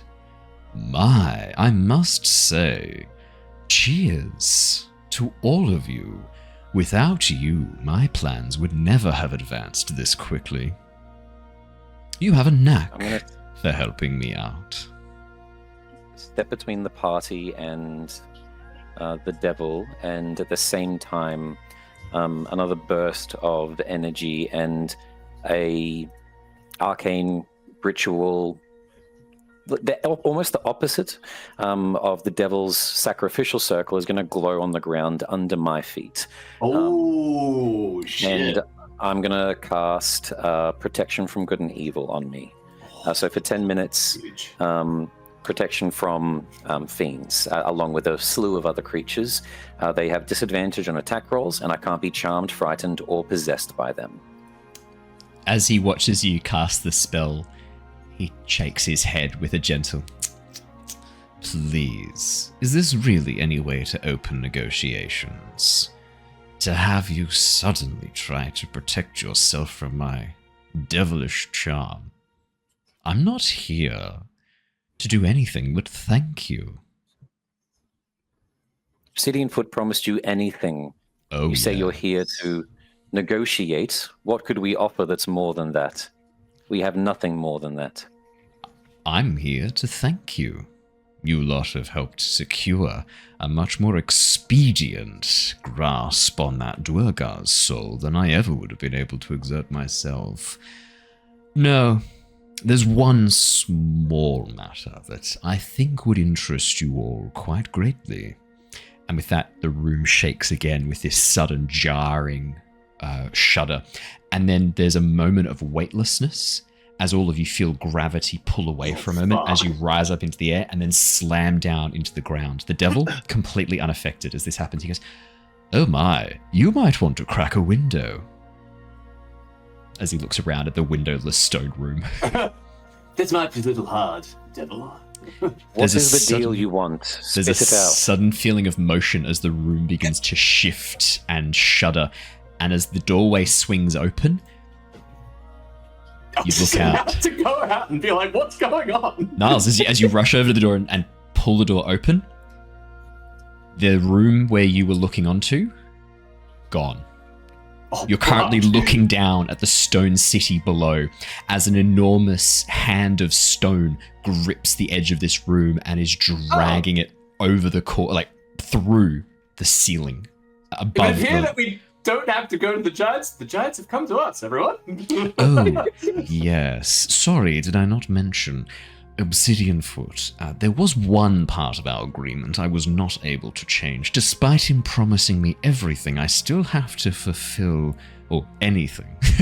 I still have to fulfill the original terms of our contract. You know how it is with paperwork and, well, I have to fulfill his bargain with me. You just got to cram some Duergar in here and sacrifice them into that chest of yours to No. fight on a furnace, are you? No, I'm no longer interested in the paltry souls of the Duergar. That was merely an offer to drive Obsidian. You want the souls of the giants? I'm not going to say no if they're on offer. No, what I'm after is an end to this contract with Obsidian Foot. His giant hammer as well. I do require that particular item. And while it wasn't part of our original arrangement, I'm sure you would want no part of such an infernal make. I mean, if you were to get your hammer back, would you let things go here? It's not his hammer. Let things go. Well, it's not my hammer yet, but depending on our agreement, it could potentially be mine. Let things go. My interests here were academic. It was Melgrim who was so set on exerting influence over the giants. I just gave him the tools required. But that bargain has come to an end, and I've got almost all I need from him. No, what I need now is to turn him into Lemure and send him to the front lines of the Blood War. Ah, what a sight to see him torn apart time and time again. If I had a heart, it would be warmed by such a thought. Can I do an insight check to see if he's truthful about this offer? Oh yeah, for sure. Yeah, good call. Very cool. Yeah, I probably would. Fuck 2. me. Yeah, man. But 100%.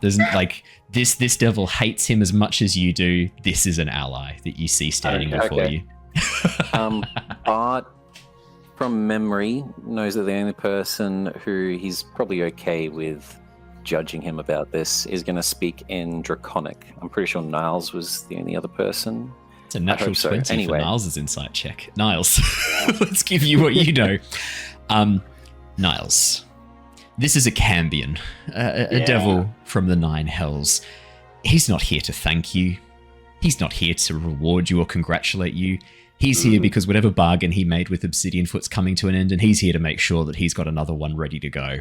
There is something you have or something you can get that he wants, and he doesn't want you to know the value of it before he gets it.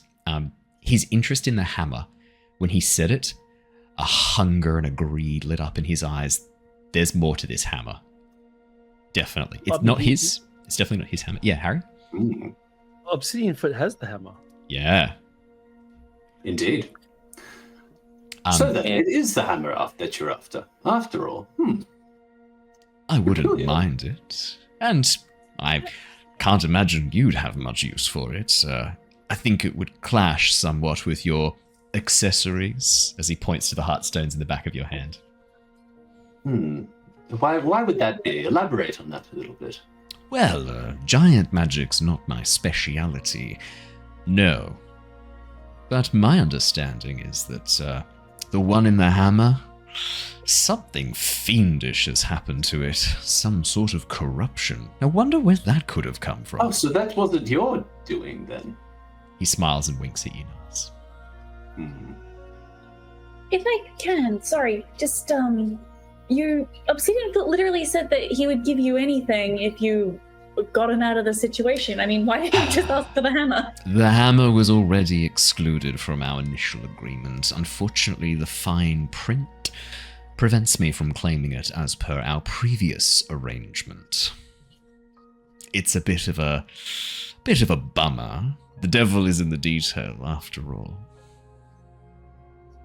And you've already helped me so much, all of you. Of course, you don't know yet. And you watch as he brings his wings out, brings them around, and then as they pull back, a very familiar figure to some of you stands before you. A tiefling with dark purple skin, a ring on his horn, dressed in simple barkeep's clothes. Well, it has been some time. As Vice stands there before you. You were so helpful with all of that stuff back at Lastspire. Why don't we keep this relationship going? We've been working together for some time, and I think we could do great things together, you and me. I should have known it was you. Can I say in Draconic, do you hear me? He responds in Draconic. Yeah, but your accent's a bit shite. Nasal. Maybe it's the beak in the way. As he then switches back to Common. We've not got a lot of time. You lot, you're being dragged over by Melgrim. Obsidian Foot, as you call him.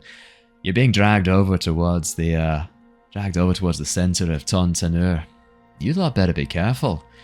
I don't think it's going to be an easy go of things. And your new friends, the rest of his Duergar soldiers, they're going to be a little bit of a ways behind. You're going to have to survive on your own for a time. And Bart, you've been without your wings for far too long. What if I told you could have him back right here, right now? Bart is going to begin trying to speak a longer sentence in Draconic because of that insight check. It was a 2. I, in Draconic, reply, don't give him anything, Bart. It's just a hammer. You don't need it. Do not be making any deals with this one. The devil pulls his wings back in and then reassumes the nobleman's form. Come now. You lot are in trouble, and I think we can help each other out. After all, we had such a lovely chat in Lastspire. You saved all those lovely souls from certain death. Those hill giants, what brutes, what savages. Please, let's be reasonable about this. What would you even use the hammer for? Would clash with whatever we've got going on over here. As he points over towards Bart's big sword. Niles, I'll say this in common. Niles, we're already having to split the party up. With this, we don't have to anymore. Release this fifth nobleman from their collars, return my wings to my form, and I will end him, and you can take the hammer. I make this deal. No, what makes I can't let you do that. What makes you think I can release this fifth nobleman from their collars? You don't think I had a hand in that devilish desire, do you? It's just my 1 second request.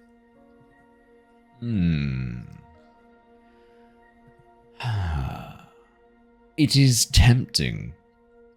I would lose out on some souls. Obsidian Foot carved some little sigils into those collars, some of them at least, the later ones.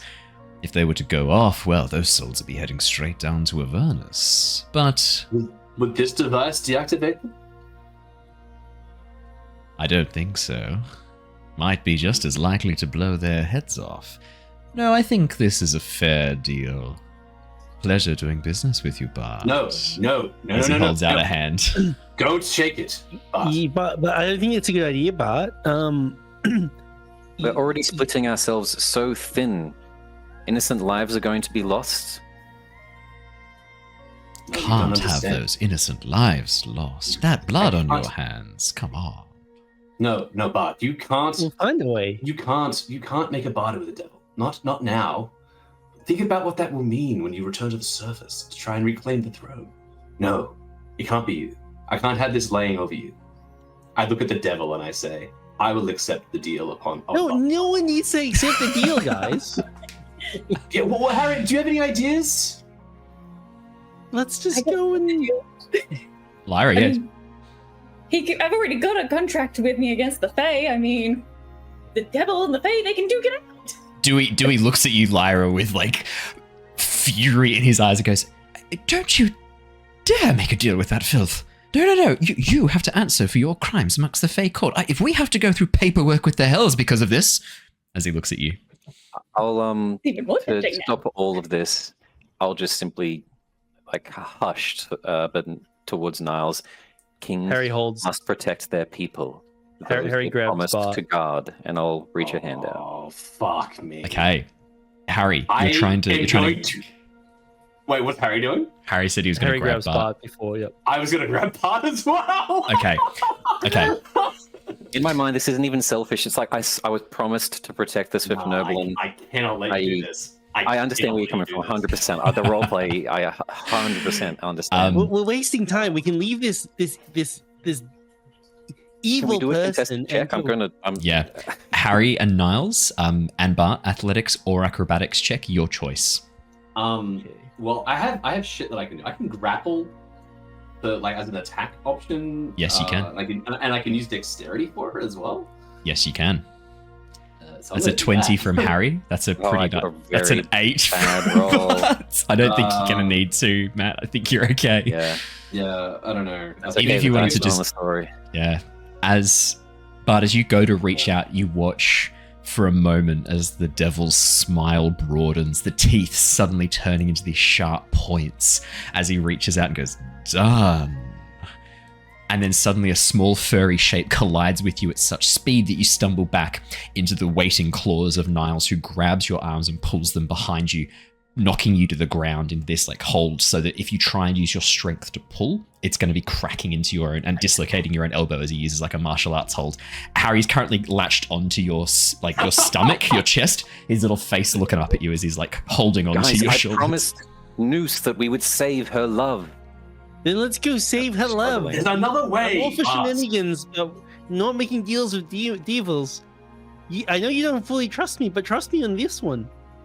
I just told Nyx that I wouldn't support her and her evil ambitions. I cannot have you, Bart, making deals with devils. Think about what that will mean later on. Think about The the road to the ramifications nine- it will mean for the aristocracy. You cannot do this. If anything, The making road to the deals nine with hells. devils is the most on-brand thing for the aristocracy that I could ever imagine. How do you think Exactly, they escaped exactly. the plane of air in the first place? The path to the nine hells is lined with good intentions, and you live long enough till you're the bad guy. Don't do it. Don't do it. There is no good and evil, only power, and those too afraid or weak to wield it. There is only good and evil. I agree with Harry on that. The cry of the weak against the strong. Come on, Bart. Agree to the contract. Let's get this over and I've only done got with. one first level spell slot left, and if the party, they're holding me tight. I understand Niles talking. Harry slaps him. Save your resources. Save your resources. This may be our final chance if we're going to turn him down. Free the collars. Forget about my wings, and in return, we will not kill. In return, we will not give you the hammer, but we will kill Obsidian Foot. Deal? And I'm going to cast command on him. Oh, on the devil. I'm gonna try Bartholomew. to, yeah. Come now. You are going to kill Obsidian Foot, for me or not for me. Your heart lusts for vengeance and blood. I need to make can I a try? I'll do the command. So I need to make a wisdom saving throw. My spell casting, trying to offer this. Will kill him, which I already planned on doing. If he releases the Swift Nerblin, the command word is going to be deal, and a burst of my voice and energy, the same with the Buelet, as I extend the hand for the renegotiated. And yeah, it'll be a. That is a good point. Can I just say the detection saving throw. Does the protection of good and evil come into the play at all? It would protect. It's protecting Bart from the devil's influence if he was going to exert magical influence to try and change the course of the deal. It doesn't help him with this spell at all. So wisdom save, was it? Wisdom save. I'm guessing a 22 does pass. Holy shit! Yeah, look, we're in his domain. Worth fucking try. This guy said he was a Cambion. As he nods, as you say, deal. He goes, no, I think not. You're already going to kill Obsidian Foot for me, regardless of whether or not it's part of the deal. Your heart lusts for vengeance and blood, Bartholomew. I've stared into the depths of it. I know the measure of your soul. No, I want the hand. Can I insight check that? Yeah, for sure. I need to know if he's telling the truth on this. Prove him wrong, Bart. Prove him wrong. Don't give in to him. 14. I've listened to you all now. 11. Spent my final chance. I'll stop struggling against the both of you. Although I'm happy we did learn something very useful there about we did. a slip of his tongue in his arrogance. Was it though? Yeah, Nuts. As you focus with an 11, hard to say. I mean, the devil, he seems to 100% believe that. As he's saying this, 100%, he seems to be. He has gazed into the heart of Bartholomew and seen blackness. And he has, I mean, this whole conversation, he's focused on Bart for this deal more than anyone else. Yeah. But then I also know what devils are like, right? Yeah. Yeah, you guys, when you did the scrying, you've had a bit of an insight into how this, particularly this devil too, how he operates. He plays on insecurity, he plays on desperation, and he twists it to his own ends. So, yeah. Ah, very well. Are you really even a Cambion? Stands up a bit straighter, puffs out his jacket and goes, please, I am the Cambion. Can I insight check that? Yeah, you can insight check that. Of course you can. Of course you can insight check that. Yeah, of course you can. All things.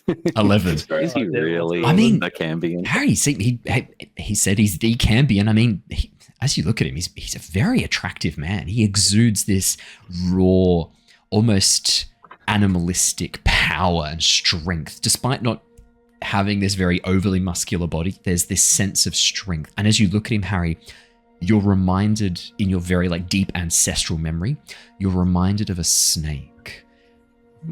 Quick and fast, but strong as well. Hypnotizing with its eyes as it draws you in. Yeah. Yep, okay. He seems legit, guys. Whatever he is, we're wasting time here. Let us free if we're not able to come to arrangements. I'm not holding you here. Please, this isn't me. I think you are about to arrive. Good luck. Oh. And if you need me, well, hopefully you can make it back to the ritual circle or get your hands on that stinky little soul coin. If you can, and you need my help, well, Vice is as good a name as any, I suppose. Call it out, and I'll be here in a flash. But I just want it known that the cost of my help just went up. Interest, you understand, and I'm very interested in the lot of you. Ta-ta. Is your name Vice because you're second in charge?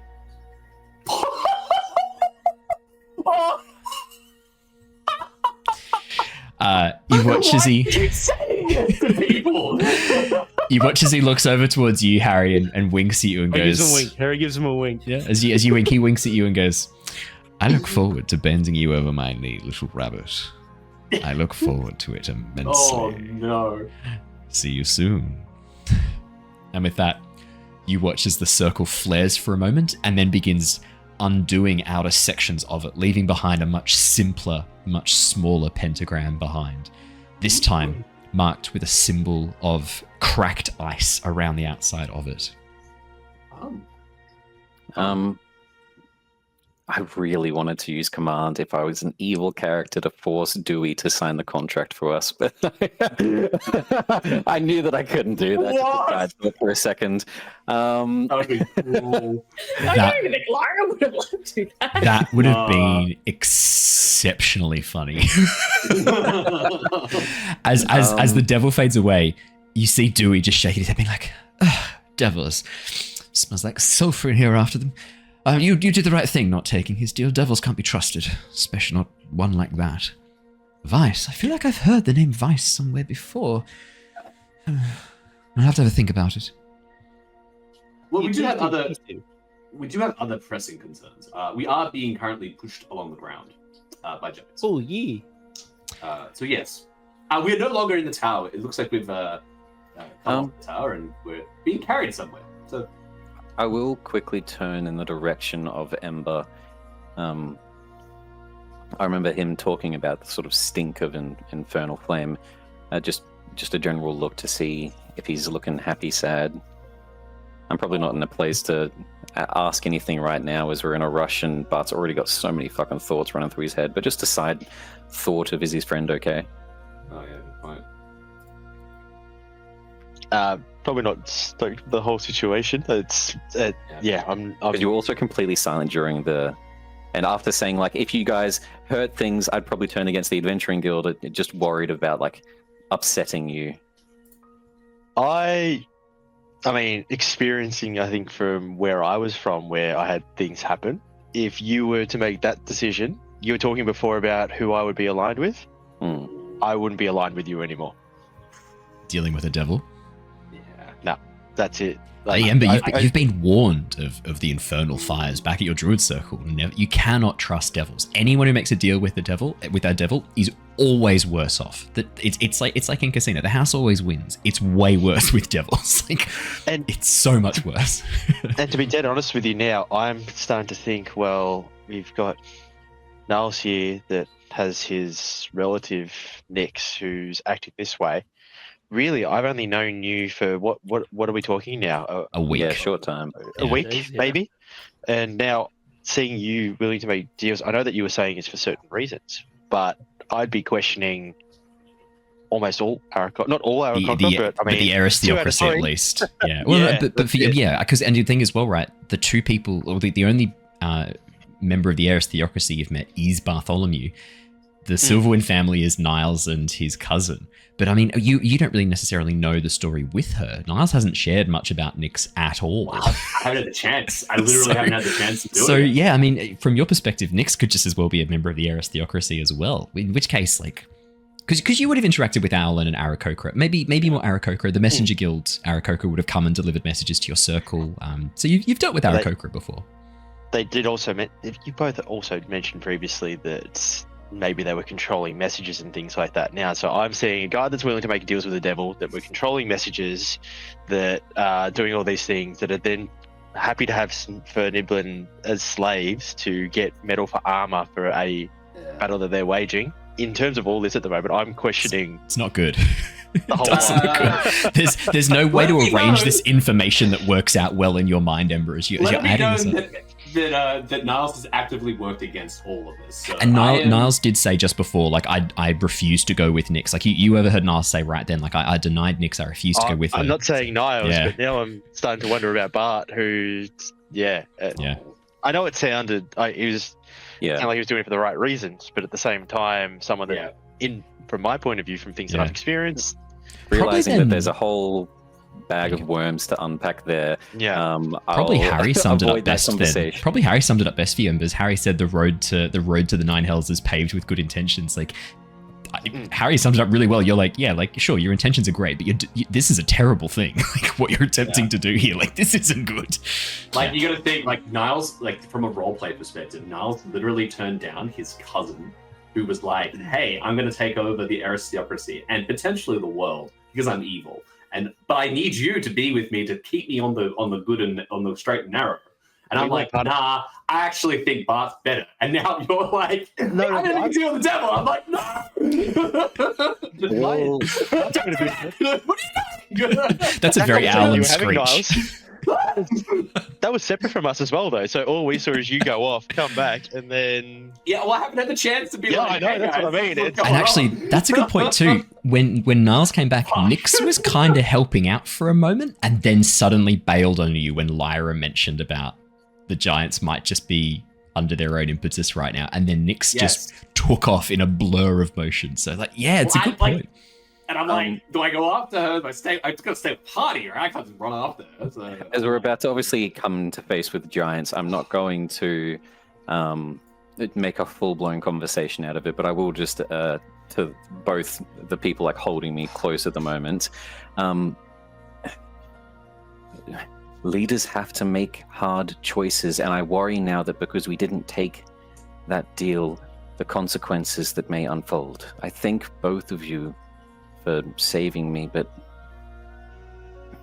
it's not always a happy ending. I disagree. I think taking the deal was the easy choice. I agree. Devils present themselves as ways of being able to get an advantage or a leg up. The contract's always beneficial, but the devil has the last laugh after all.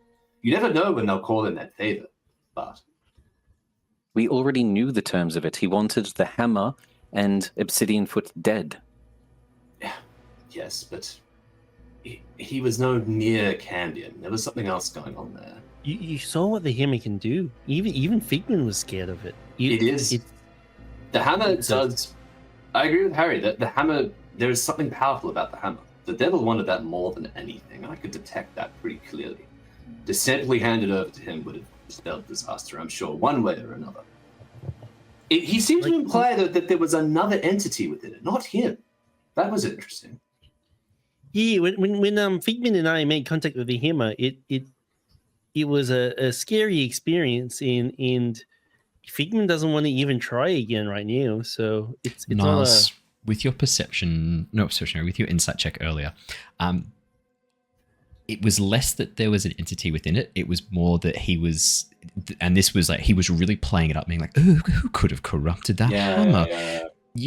You do get the sense it was him. He was just playing around, being like cheeky and being cute. Like he was being facetious. Your insight was pretty, I think you had like a natural 20 for your insight check for the first one. So you were wise to his tricks very much early on. Yeah. I guess I'll retcon that a little and say he's obviously somehow corrupted the giant tech and the hammer to his own gain and clearly wants it back. Dewey nods enthusiastically as you say this. Niles goes, devils play hands with cards you can't see. You think you're playing one game and then you'll find out it's a completely different one. No, whatever terms you were agreeing to, they weren't the terms he was proposing. They were the terms he wanted you to think you were agreeing to. No, you did the right thing by sending that disgusting creature packing without a deal signed. Devils are bad news. Bad news. I'm just worried by the end of today I'll regret that because of things that are about to transpire. You would have regretted the deal with the devil far more, Owlin. Trust me on that. And your now let's go save the Swift Nerblin. That sounds like a plan. It seems like we have... Yes?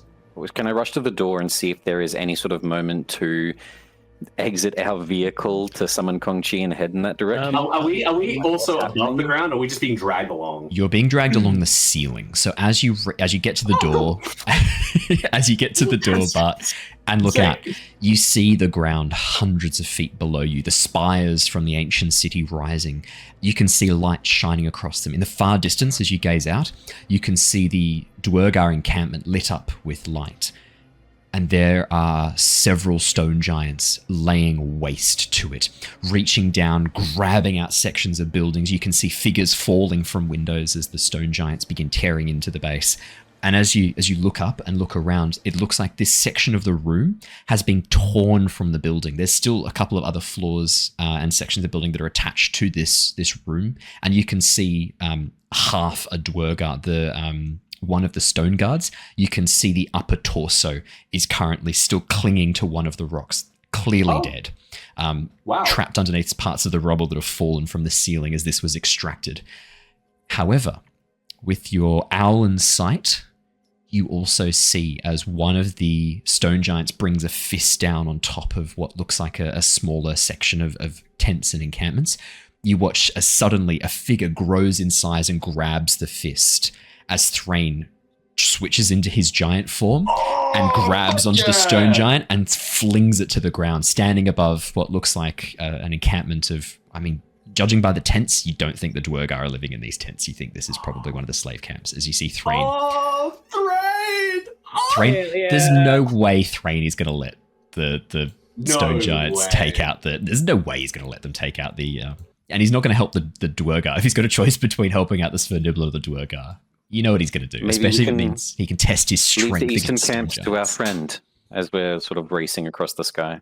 Yeah, and as you look, you can see around the edge of the building, far larger than a giant hand, made of crumbling rock and gravel, sections of the roof carving in and forming this enormous stone hand, this magical construct that is grabbing and dragging this section of the room across the ceiling. You can see the circle, the center of the city getting closer and closer. Oh shit! Just before we go past it, there's a thought in Bart's mind of plans, tactics. Threign, where he is, I can stay with the party. Threign can handle everything. Threign,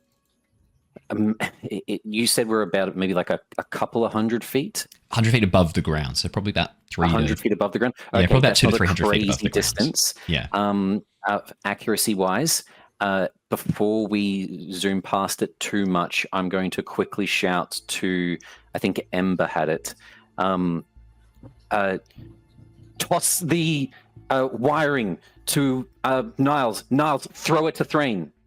Or so you're 200 to 300 feet above the ground. From Threign, we're talking about 800 to 900 feet. You're pretty far away. You're glimpsing this in the distance because you've been talking this whole time. It's been dragged. He was under us. No, he's not underneath you. He's back at the Duergar encampment. You guys are almost over the center of the city. As you look down, you can see the stone circle. Yeah, never mind. Redacted. From I guess as the door is open, is King Humma visible at all? Is what, sorry? In the fray? King Humma. Ah, yeah, Elder Unmar. As you glance out and begin looking around, not amongst the stone giants that are currently attacking the Duergar encampment. You can't see any sign of Elder Hunmar. But this is the perfect place to wrap up for tonight. Oh, here we go. As the room that you're currently in begins to slow and shudder, there's a sudden sense of free fall again as the room drops off the ceiling towards the ground, as you suddenly feel gravity begin to drop. Your stomach's falling upwards as you begin to rise before the room suddenly slows. You slam back into the stone again. Not enough to take damage, but enough that you are sort of momentarily winded and knocked over.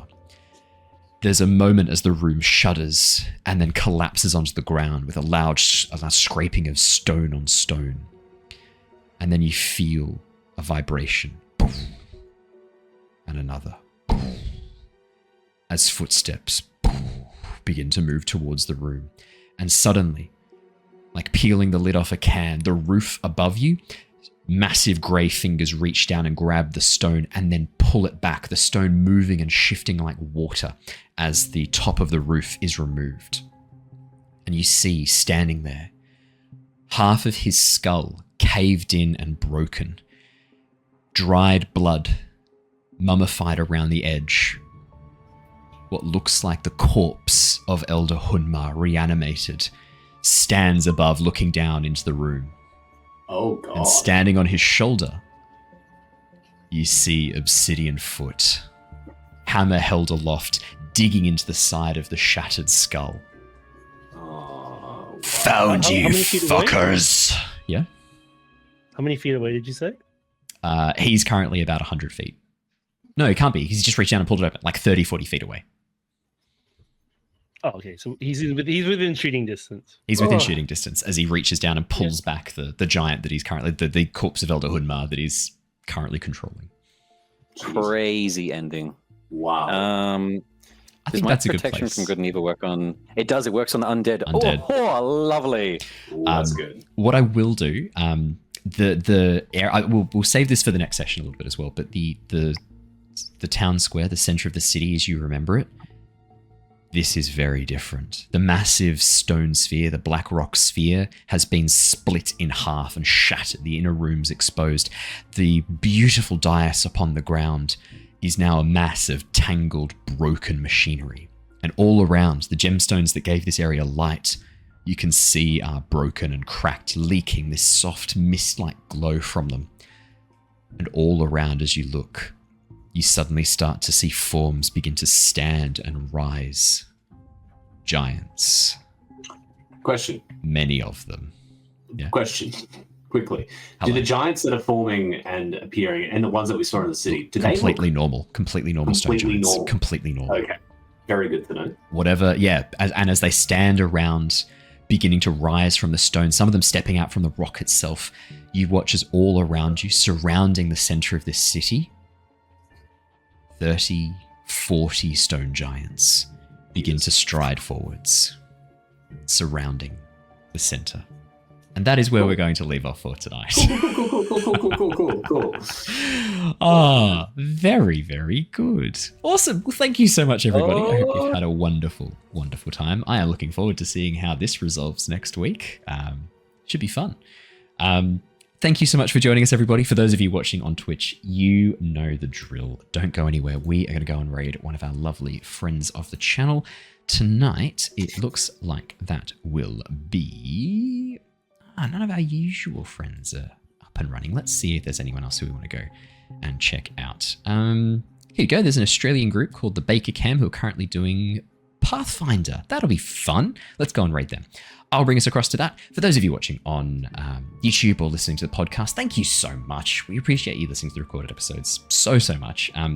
Remember, if you want to help us out, hit that subscribe button. If you can like the video as well, that also helps with the algorithm to appease it and make sure that it can't come back as an enormous stone giant zombie later on to tear us limb from limb. And if you really want to be safe, the best way to do it is to cast protection from good and evil by leaving a comment below. So thank you so much, everybody. Stay safe, stay well, and we will see you all again very, very soon. But until then, goodbye. See you later, guys. Bye. Bye.